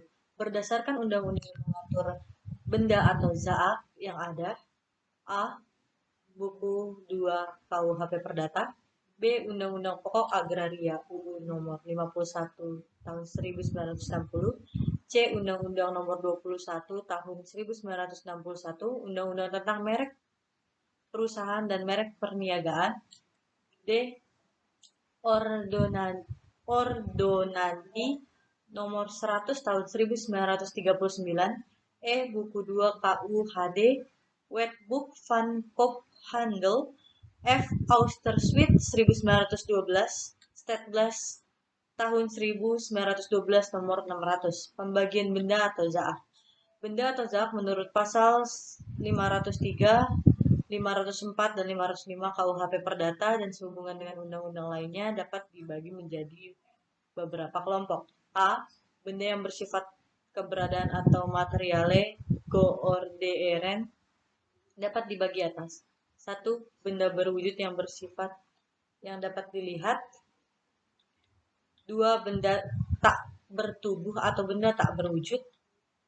Manusia sebagai objek hukum. 1. Zaman pendudukan.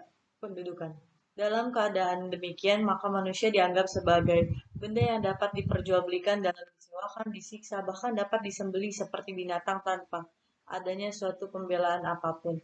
Keadaan semacam itu pernah terjadi pada zaman perbudakan sebelum abad pertengahan sampai abad 17 atau 18. Terlihat bahwa budak-budak itu diperdagangkan di antara perdagangan budak diternakan seperti ayam atau sapi dengan bibit unggul sehingga melahirkan budak-budak yang kuat dapat dijual dengan harga yang tinggi.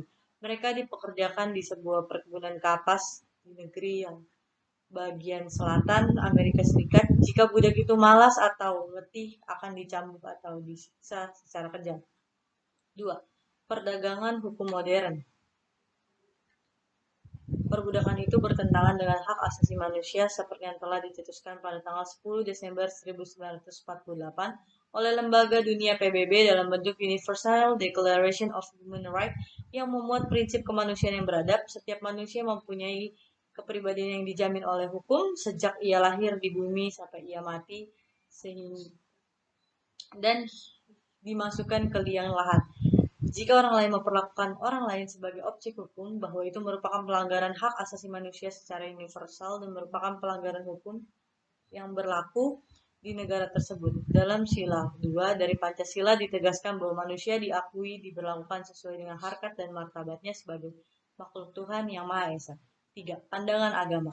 Dalam agama ditegaskan bahwa manusia adalah makhluk yang disempurnakan di muka bumi ini, karena mempunyai kedudukan yang lebih tinggi daripada binatang. Bab 24. Peristiwa hukum. Pengertian. Peristiwa hukum adalah perbuatan dan tingkah laku subjek hukum yang membawa akibat hukum karena hukum mempunyai kekuatan mengikat bagi subjek hukum atau karena subjek hukum itu terikat oleh kekuatan hukum. Menurut Van Apeldoorn, peristiwa hukum adalah peristiwa yang berdasarkan hukum menimbulkan atau menghapus hak. B. Macam-macam peristiwa hukum. Peristiwa hukum dibagi dalam beberapa golongan. Yang pertama, peristiwa menurut hukum dan peristiwa melanggar hukum. Kejadian atau peristiwa itu dapat terjadi karena perbuatan manusia dan keadaan suatu peristiwa yang menimbulkan akibat hukum. Peristiwa yang kedua, peristiwa hukum tunggal dan hukum majemuk. Peristiwa hukum tunggal terdiri dari suatu peristiwa saja, umpama hibah atau pemberian. Peristiwa hukum majemuk terdiri dari lebih dari satu kejadian. 3. Peristiwa hukum sepintas dan peristiwa hukum terus-menerus. Peristiwa hukum sepintas seperti perbatalan janji dan tawar-menawar. Peristiwa hukum terus-menerus seperti uang sewa-menyewa yang berjalan selama bertahun-tahun. 4. Peristiwa hukum positif dan peristiwa hukum negatif.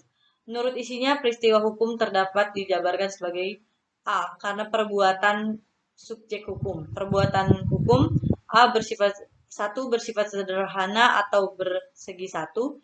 2. Tidak sederhana atau bersegi 2. Perbuatan yang bukan perbuatan hukum. 1. Perbuatan yang tidak dilarang, misalnya zaakwarmening dan overschuldiging betaling. 2. Perbuatan yang bertentangan dengan hukum atau orcamatige. Karena perbuatan oleh atau hukum, perbuatan lainnya, misalnya keadaan yang menjadi nyata, kepalitan lewat waktu, akuisitif dan eksekutif. Perkembangan fisik kehidupan manusia seperti kedewasaan, kelahiran, dan kematian, dan kejadian lain-lainnya. 1. Perbuatan subjek hukum. Peristiwa hukum disebabkan oleh subjek hukum manusia dan badan hukum dapat dibedakan antara lain. A. Pembuatan hukum. Pembuatan hukum adalah setiap perbuatan yang mengakibatkan diatur oleh hukum, karena akibat tersebut dapat dianggap menjadi kehendak dari memperlakukan perbuatan itu. Perbuatan ini terbagi menjadi dua golongan, antara lain perbuatan hukum yang bersifat sederhana dan bersifat tidak sederhana. B. Pembuatan yang bukan pembuatan hukum, yaitu setiap pembuatan hukum yang akibat hukumnya tidak dikehendaki pelakunya meskipun akibat tersebut diatur oleh hukum. Perbuatan yang dilarang oleh hukum seperti zaakwarmening, tindakan memperhatikan kepentingan orang lain tanpa diminta oleh bersangkutan untuk memperhatikan kepentingannya. Pasal 1354 KUHP Perdata. Contoh kedua, overscheduling betaling, yaitu pembayaran utang yang sebenarnya tidak ada hutang. Pasal 1359 KUHP Perdata. Perbuatan yang dilarang hukum ialah semua perbuatan yang bertentangan dan melanggar hukum. Akibat hukum yang timbul tetap diatur oleh peraturan hukum, meskipun akibat itu tidak dikehendaki oleh pelakunya. Perbuatan ini dinamakan orejmatigedat, perbuatan hukum yang tidak dibenarkan oleh hukum. Tentang melanggar, perkembangannya terjadi di masyarakat sesuai dengan keadaan. Penafsiran atau bunyi pasal tersebut mempunyai riwayat sendiri. Namun, pengertian melanggar sudah diperluas dengan putusan Hogerit tanggal 31 Januari 1919. Perbuatan melanggar dapat diartikan apabila yang dilanggar melakukan hukum yang berlaku dan hak orang lain. Adanya pandangan luas tentang perbuatan melanggar hukum mengakibatkan mengurangi kepastian hukum. Tapi keuntungannya adalah di sisi lain, keresahan dan kekosongan hukum keadilan dapat menyebabkan kerugian. Pada pasal 1365 KUHP Perdata ada dua jenis yang dapat menyebabkan kerugian. A. Material, contoh rusaknya mobil akibat tabrakan dan runtuhan rumah akibat bencana alam. B. Imaterial, contohnya merugikan nama baik seseorang, menjatuhkan harga diri seseorang. Adapun unsur lain seperti kesalahan, maksud perbuatan salah yang tidak dapat dibenarkan. Kesalahan biasanya dapat terjadi karena yang disengaja maupun tidak disengaja. Yang dinyatakan bersalah ialah subjek hukum atau orang atau person karena diakui mempunyai hak dan kewajiban. Orang sebagai subjek hukum dibedakan menjadi dua golongan, yaitu manusia secara pribadi dan badan hukum. Menurut putusan pengadilan Hooggerechtshof di Indonesia, Hindia Belanda tanggal 20 Juni 1935 yang bersalah ialah badan hukum instansi kehutanan atau negara. Yang kedua, pejabat yang memerintah atau yang lalai sebab ia mengadakan alat pencegahan kebakaran seharusnya yang dimaksud sampai merugikan orang lain. Perbuatan orejmatigedat atau perbuatan melanggar hukum diatur dalam A. Pasal 1365 sampai 1380 KUHP Perdata tentang perbuatan melanggar hukum. B. Pasal 534 KUHD tentang kecelakaan atau tubrukan kapal dengan kapal di laut yang menimbulkan kerugian kepada orang lain, kapal dan barang. C. Pasal 563 sampai 568 KUHP Perdata tentang perampasan benda dengan kekerasan. D. Pasal 1207 KUHP Perdata tentang kerugian yang diderita direktur dalam hipotek yang terjadi karena kemunduran nilai barang akibat kelalaian pihak. 2. Peristiwa atau perbuatan yang bukan perbuatan hukum atau perbuatan lainnya. Peristiwa hukum yang bukan karena perbuatan manusia dibedakan dalam beberapa kajian. 1. Kepailitan, karena adanya pailit mengakibatkan individu atau suatu badan hukum tidak membayar utangnya secara penuh. Hal ini diatur dalam Undang-Undang Kepailitan Pasal 1. 2. Kadaluarsa, untuk memperoleh sesuatu atau untuk dibebaskan dari suatu perikatan dengan lewat waktu syarat-syarat tertentu seperti yang terlihat pada Pasal 1946 KUHP Perdata. Lalu selanjutnya, yang ketiga, perkembangan fisik kehidupan manusia. Umpamanya, kelahiran. Kelahiran menimbulkan langsung hak dari anak untuk mendapat pemeliharaan oleh orang tuanya. Hal ini terlihat dalam pasal 298 ayat 2 KUHP Perdata. B. Kedewasaan. Anak yang telah dewasa mempunyai kewajiban untuk memberi ongkos kepada orang tua, terlebih lagi apabila orang tua tidak mempunyai penghasilan. Yang ketiga, C. Kematian. Pada saat kematian, ini hak dan kewajiban lenyap dan timbul bersamaan, artinya lenyap hak dan kewajiban bagi yang meninggal dan tumbuhnya hak dan kewajibannya bagi para ahli waris. D. Kejadian-kejadian lainnya. Contoh, pasal 1553 KUHP Perdata yang berbunyi, jika selama waktu sewa, barang yang disewakan sama sekali musnah karena suatu kejadian yang tidak sengaja, maka persetujuan sewa gugur demi hukum. Dari pasal ini dapat diartikan bahwa misalnya ada sebuah rumah yang disewakan disambar petir sehingga habis terbakar, akan mengakibat lenyapnya perjanjian sewa-menyewa. Bab 25. Hubungan hukum. A. Beberapa pengertian hukum. Hubungan hukum adalah hubungan antara dua atau lebih subjek hukum, seperti judulnya, hubungan hukum. Perihal ini membahas tentang hubungan subjek hukum seperti hubungan yang orang yang satu dengan yang lainnya, orang dengan masyarakat, atau masyarakat yang satu dengan yang lainnya. Hubungan pun berikatan dengan hukum. Siapapun yang mengindahkan atau mengganggu hubungan ini, maka ia akan dipaksa untuk menghormatinya.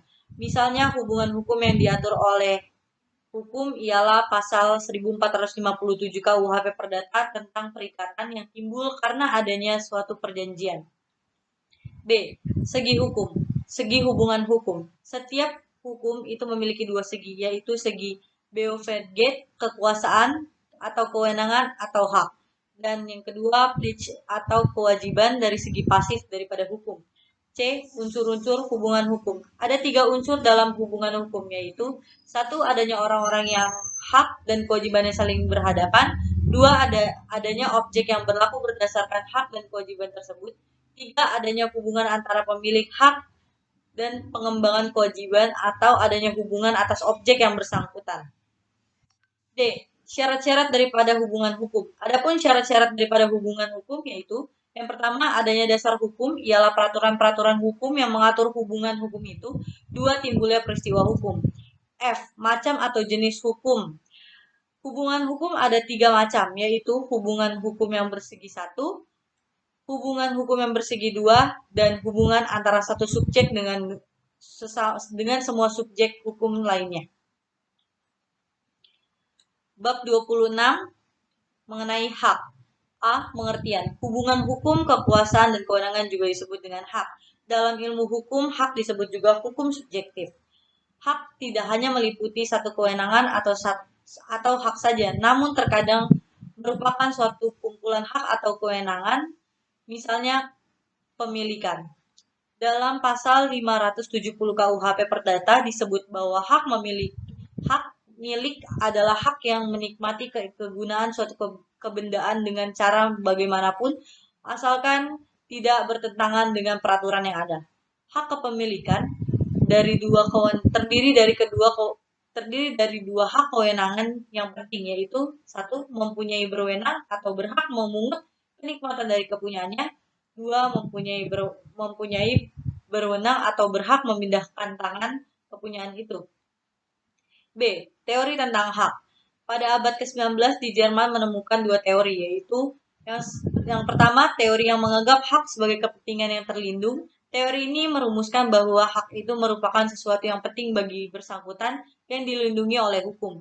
Yang kedua, yang menganggap hak sebagai kehendak yang dilengkapi dengan kekuatan.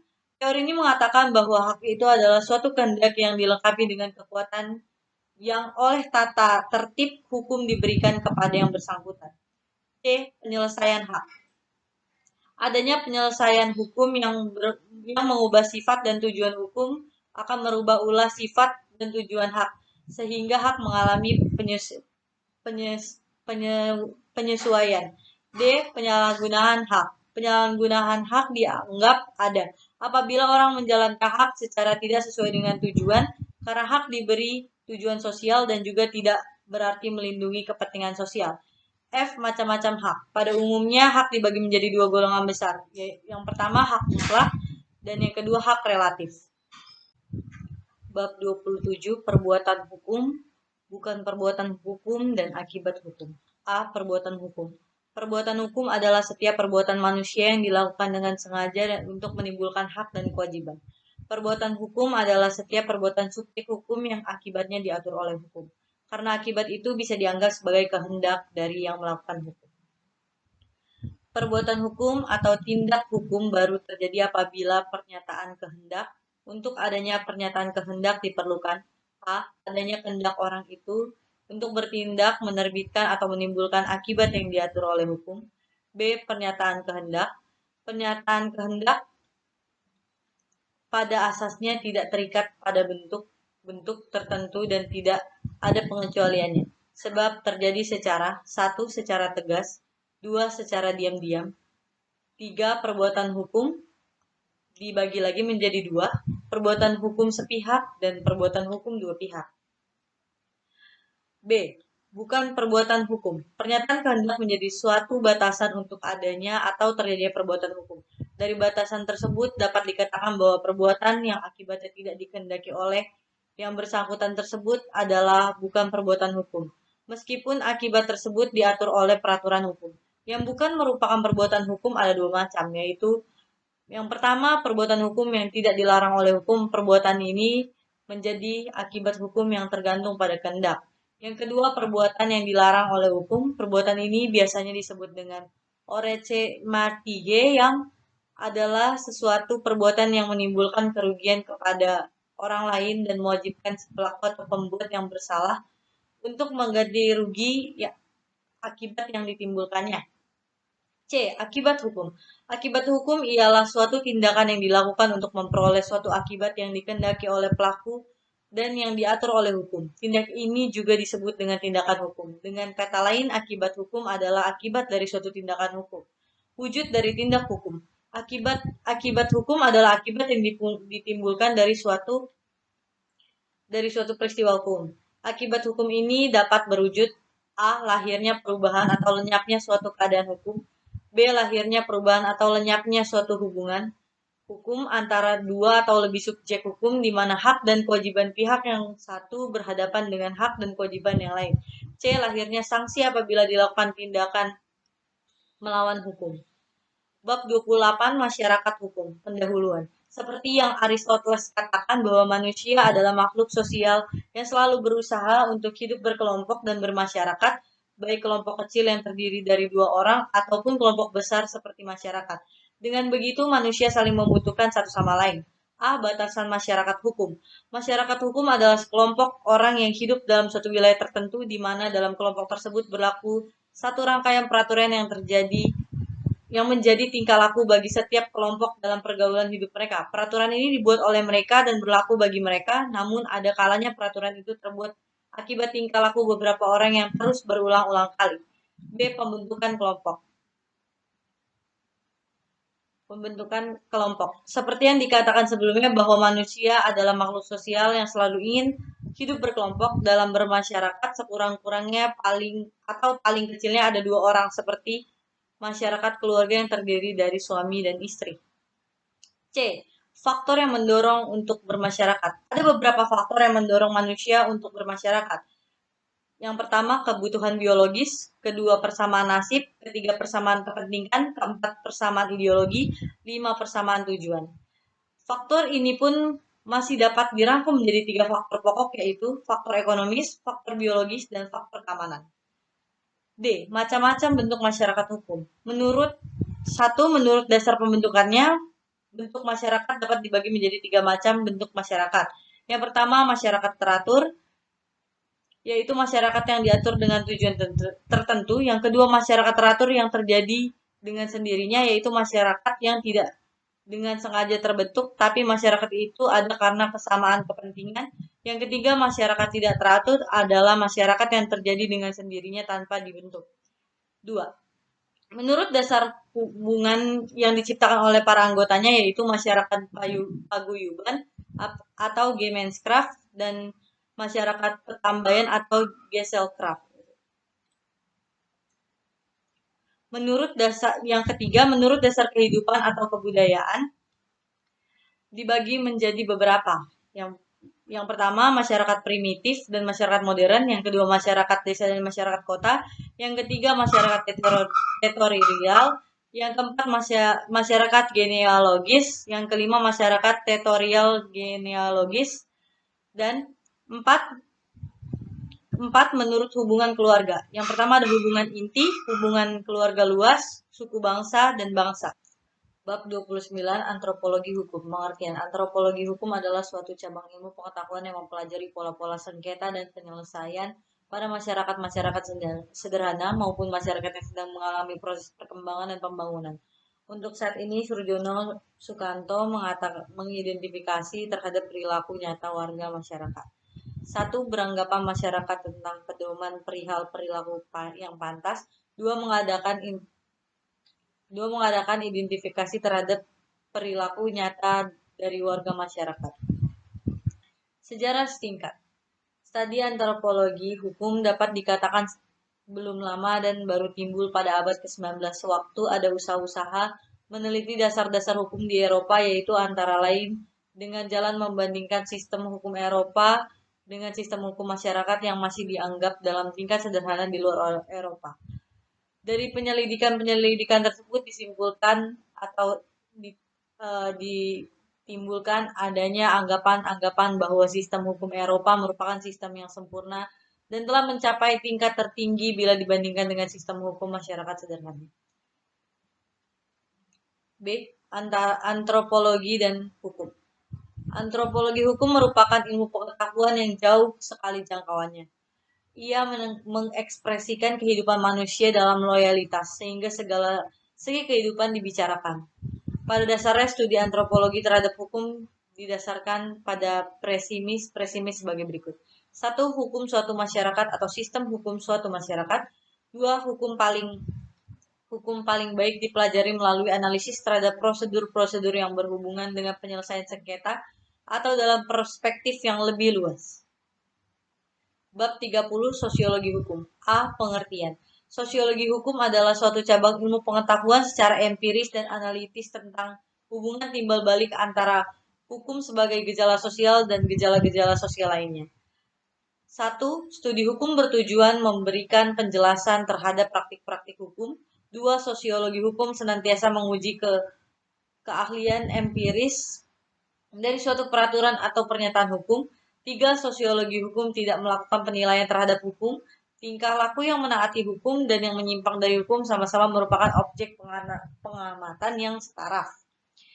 B. Objek atau sasaran sosiologi hukum. Objek sasaran ialah badan-badan yang terlibat dari kegiatan penyelenggaraan hukum, seperti perbuatan undang-undang, pengadilan, polisi, advokat, dan lain sebagainya. Untuk mengetahui bagaimana sikap sosiologi hukum terhadap bidang-bidang yang dipelajari, maka bentuk pernyataan yang memudahkan seperti yang ditunjukkan oleh Profesor Dr. Sajipto Raharjo dalam buku Ilmu Hukum tahun 1982.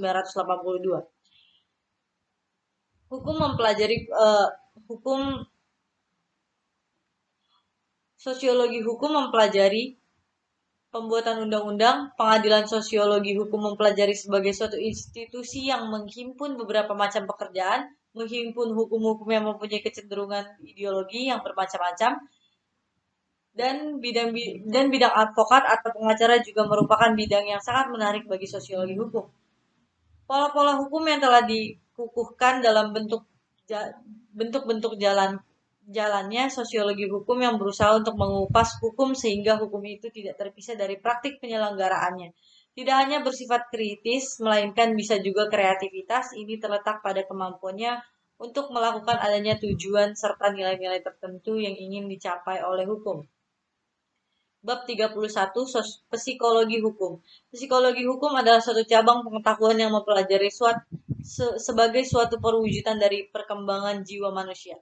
Psikologi adalah ilmu pengetahuan tentang perilaku manusia atau human behavior. Maka dalam kaitannya dengan studi hukum ialah melibatkan hukum sebagai salah satu cerminan perilaku manusia. Sebagai contoh, hukum pidana misalnya merupakan bidang hukum yang berkaitan rapat dengan psikologi, seperti tentang paksaan psikologi, peranan sanksi pidana terhadap kriminalitas, dan lain sebagainya, yang menunjukkan hubungan antara hukum dengan psikologi. Dalam hal ini ia menarik pelajaran karya-karya menarik tentang psikologi anak-anak dari Freud and Piaget, khususnya menyangkut soal ketergantungan kepada sang ayah dari seorang anak dan berhasil ketergantungan yang demikian itu pada anak tersebut menjadi dewasa berupa kecenderungan atau hanker kepada pengganti sang ayah. Menurut Sajipto Raharjo,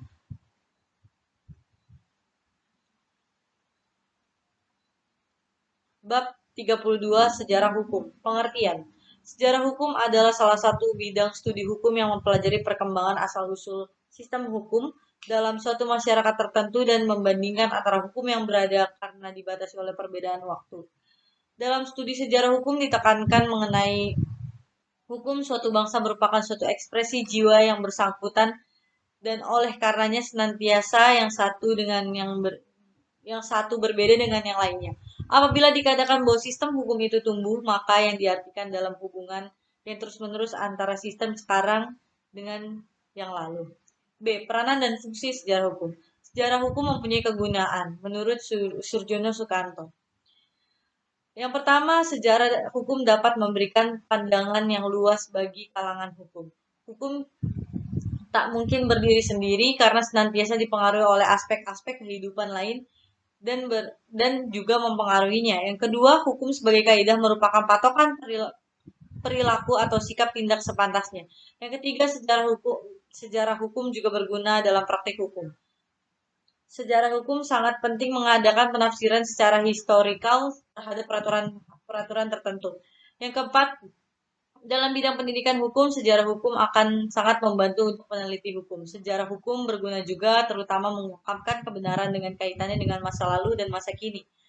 Yang kelima, sejarah hukum dapat mengungkapkan fungsi dan efektivitas lembaga-lembaga hukum tertentu. Artinya situasi seperti apakah suatu lembaga benar-benar berfungsi atau tidak berfungsi sama sekali.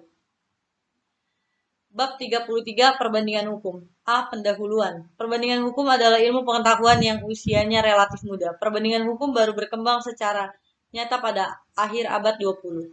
Tujuan perbandingan hukum untuk mengetahui perbedaan dan persamaannya saja. Tetapi untuk mengetahui sebab dan faktor mempengaruhi persamaan dan perbedaan. Perbandingan hukum memiliki peran penting di bidang hukum secara nasional maupun internasional. Perbandingan hukum juga mempunyai fungsi penting dalam rangka penyempurnaan pembinaan dan pembentukan hukum nasional. Dengan mendalaminya, kita dapat mengetahui hukum secara luas dan mendapat pandangan yang jauh. Perbandingan hukum mempunyai arti yang penting dalam praktiknya. Antara lain, sebagai metode perbandingan hukum untuk memecahkan perselisihan yang bersifat nasional maupun internasional, para penegak seperti polisi, hakim, pengacara, dan dalam menjalankan tugas perlu peranan perbandingan hukum. Diketahui perbandingan hukum mencakup luas meliputi seluruh bidang hukum, maka ilmu hukum wajib masuk dalam kurikulum Fakultas Hukum. B. Pengertian perbandingan hukum. 1. Perbandingan hukum sebagai metode penelitian. Pada hakikatnya, perbandingan hukum adalah suatu metode penelitian yang bukan hanya suatu ilmu hukum dengan menggunakan metode membanding-bandingkan hukum yang satu dengan yang lainnya. Perbandingan hukum dapat mengarah pada bidang sejarah hukum, sosiologi hukum, dan dapat ke bidang filsafat hukum, yaitu yang pertama mengarah ke bidang sejarah hukum apabila yang dibandingkan adalah hukum yang sifat dan coraknya sama pada masa lampau dengan masa yang sekarang. Yang kedua, mengarah filsafat hukum apabila persamaan-persamaan daripada lembaga-lembaga hukum yang dibandingkan merupakan inter dan hakikat daripada lembaga hukum yang dibandingkan. Yang ketiga, mengarah ke sosiologi hukum apabila dua atau lebih sistem hukum di suatu negara dibandingkan dengan sistem hukum di negara lain. 2. Perbandingan hukum sebagai ilmu pengetahuan. Ditinjau dari segi lainnya, perbandingan hukum mempunyai berbagai arti lain. Yang pertama atau A, dari segi kata perbandingan, maka perbandingan hukum berasal dari kata banding. Membandingkan adalah mencari persamaan dan perbedaan dari berbagai objek, dua atau lebih, dan dalam hal ini yang dibandingkan adalah hukum.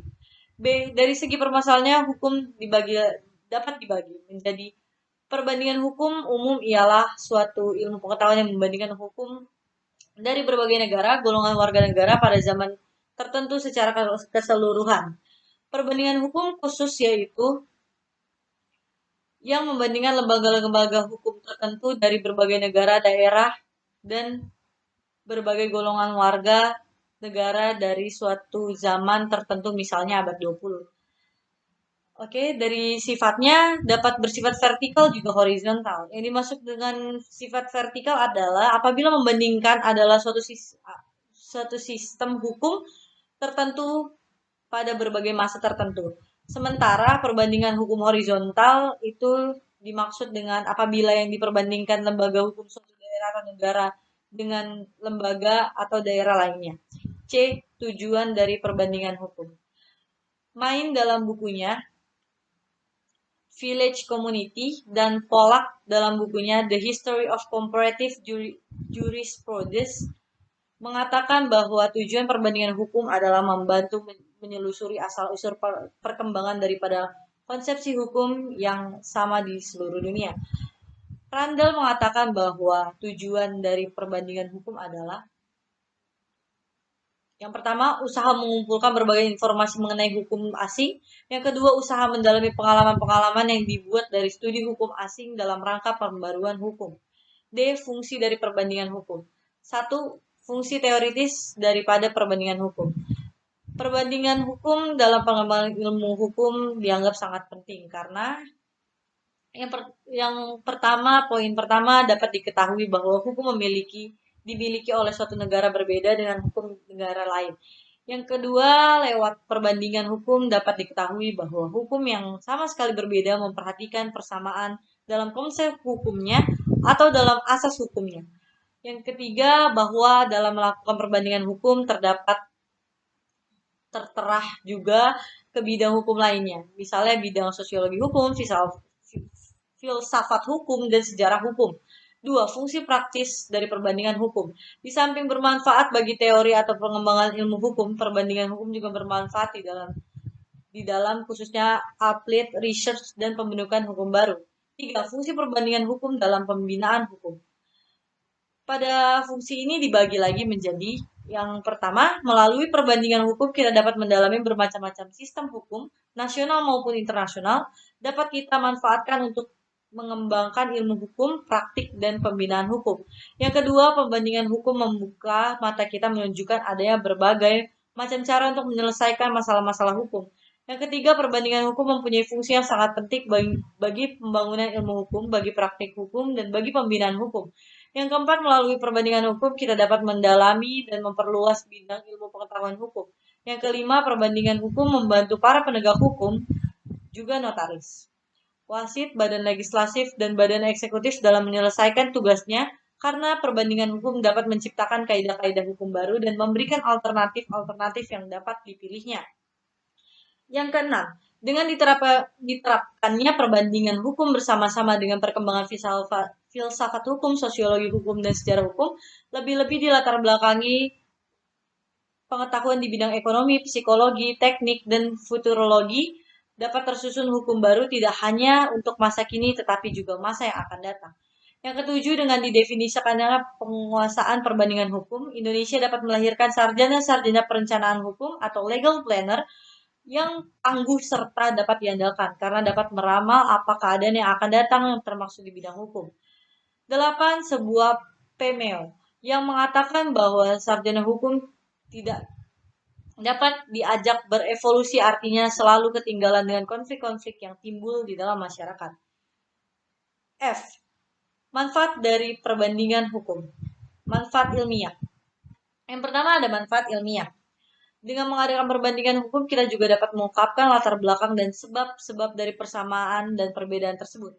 Akhirnya menemukan hakikat daripada yang diperbandingkan dengan mengetahui latar belakang dan sebab-sebab adanya persamaan atau perbedaan tersebut, kita dapat mendalami dan mengerti tentang hukum kita sendiri maupun hukum asing. Yang kedua ada manfaat praktis. Manfaat praktis dibagi menjadi beberapa, yaitu A. Sebagai penunjang dalam usaha pembentukan hukum nasional, B. Sebagai faktor penting bagi usaha unifikasi hukum, C. Sebagai hukum yang penting dalam rangka usaha menumbuhkan saling pengertian yang lebih dalam mengenai hukum kita sendiri. D. Perbandingan hukum juga penting dalam rangka pelaksanaan HPT, bahwa dengan mengadakan perbandingan hukum antara hukum asing dengan hukum Indonesia dapat dikemukakan cara untuk menyelesaikan masalah di dalam negeri selanjutnya juga berguna bagi pembentukan serta perbaikan hukum nasional. Bahwa untuk menentukan hukum seseorang yang berlaku bagi seseorang adalah mana yang dianggap sebagai tanah air dan bukan atas keluarga negara. C. Tempat kedudukan badan-badan hukum. Mengenai badan hukum yang berlaku di Indonesia adalah hukum lama atau Venor Tocqueville Recht atau BW dan WVK. Menurut hukum ini terdapat kedudukan hukum ialah tempat badan yang bersangkutan didirikan peraturan seperti itu dapat mendorong adanya penyeludupan. 3. Perbandingan hukum juga bermanfaat bagi unifikasi hukum. Unifikasi hukum berarti berlakunya satu macam hukum berbagai golongan masyarakat dan unifikasi tersendiri bersifat nasional maupun internasional, seperti UU PA dan UU Perkawinan nomor 1 tahun 1974 unifikasi nasional. Untuk itu diperlukan hubungan serta pergaulan yang baik antar bangsa yang bersangkutan yang dicapai dengan adanya penyesuaian di bidang hukum. Akhirnya terbentuk kesatuan atau unifikasi dalam hukum seperti cek udara dan sebagainya, berbentuk perjanjian internasional. Sebagai contoh kerjasama internasional yang ada sekarang dapat ditengahkan antara lain IMF, International Monetary Fund, GATT, General Agreement of Traffic and Trade, ADB, Asian Development Bank. Maka berdasarkan hal-hal tersebut di atas dapat disimpulkan bahwa perbandingan hukum mempunyai peran penting dalam hukum internasional, dalam hukum perdata internasional, dalam perjanjian internasional dan unifikasi hukum. Begitu pula ke dalam nasional. Perbandingan hukum secara langsung maupun tidak langsung juga berperan membantu pembentukan hukum nasional kita. Karena peraturan-peraturan internasional tersebut berlaku juga bagi warga negara kita sendiri atau indiflit. 4. Perbandingan hukum juga bermanfaat bagi usaha menimbulkan saling pengertian suatu bangsa. Kenyataan menunjukkan bahwa pada masa sekarang negara-negara di dunia saling membutuhkan, saling erat hubungannya, saling bergantung satu sama lain. Adanya interdependensi disebabkan oleh adanya spesialisasi yang menyebabkan negara-negara itu tidak dapat memenuhi sendiri kebutuhan warga negaranya, sehingga memerlukan bantuan dari negara lain atau otarki. Hubungan serta pergaulan tersebut diikat serta diwujudkan dalam suatu perjanjian internasional. Karena tidak ingin ada keretakan, maka perjanjian tersebut harus sedemikian rupa, sehingga tidak menimbulkan kesalahpahaman. Setidak-tidaknya bahasa hukum yang satu harus dipahami oleh negara lain. Kesalahpahaman tersebut ada kalanya terjadi karena adanya bahasa hukum yang mempunyai isi atau arti yang berbeda. 5. Perbandingan hukum juga bermanfaat bagi usaha memperoleh pengertian yang lebih dalam mengenai hukum kita sendiri. Perbandingan hukum dapat memperlihatkan kepada kita keadaan hukum yang sebenarnya. Dengan mengetahui keadaan hukum itu, kita menemukan perspektif yang menyangkut perkembangan hukum kita, yang mana adalah penting dalam usaha pembaruan hukum. Yang keenam, perbandingan hukum juga bermanfaat sebagai pelaksanaan HPI, Hukum Perdata Internasional. Perselisihan yang bersifat HPI adalah suatu perselisihan yang timbul antar warga negara dari suatu negara dengan warga negara lainnya dalam bidang hukum perdata. Untuk dapat menemukan norma hukum yang demikian itu, kita harus mengetahui isi dari kedua sistem, yaitu isi dari sistem hukum Belanda dan isi dari sistem hukum Indonesia. Untuk dapat menilai hukum mana yang dapat dipergunakan dalam perselisihan tersebut secara tepat dan adil harus meneliti isi kedua hukum yang bersangkutan. Hal ini diperbandingkan hukumlah yang menunjang usaha tersebut dapat memberikan pengetahuan perbandingan hukum akan isi kedua. Sekian pemaparan saya mengenai rangkuman buku dari R. Suroso SH yang berjudul Pengantar Ilmu Hukum. Bila ada salah kata, saya memohon maaf dan saya ucapkan terima kasih. Tuhan memberkati.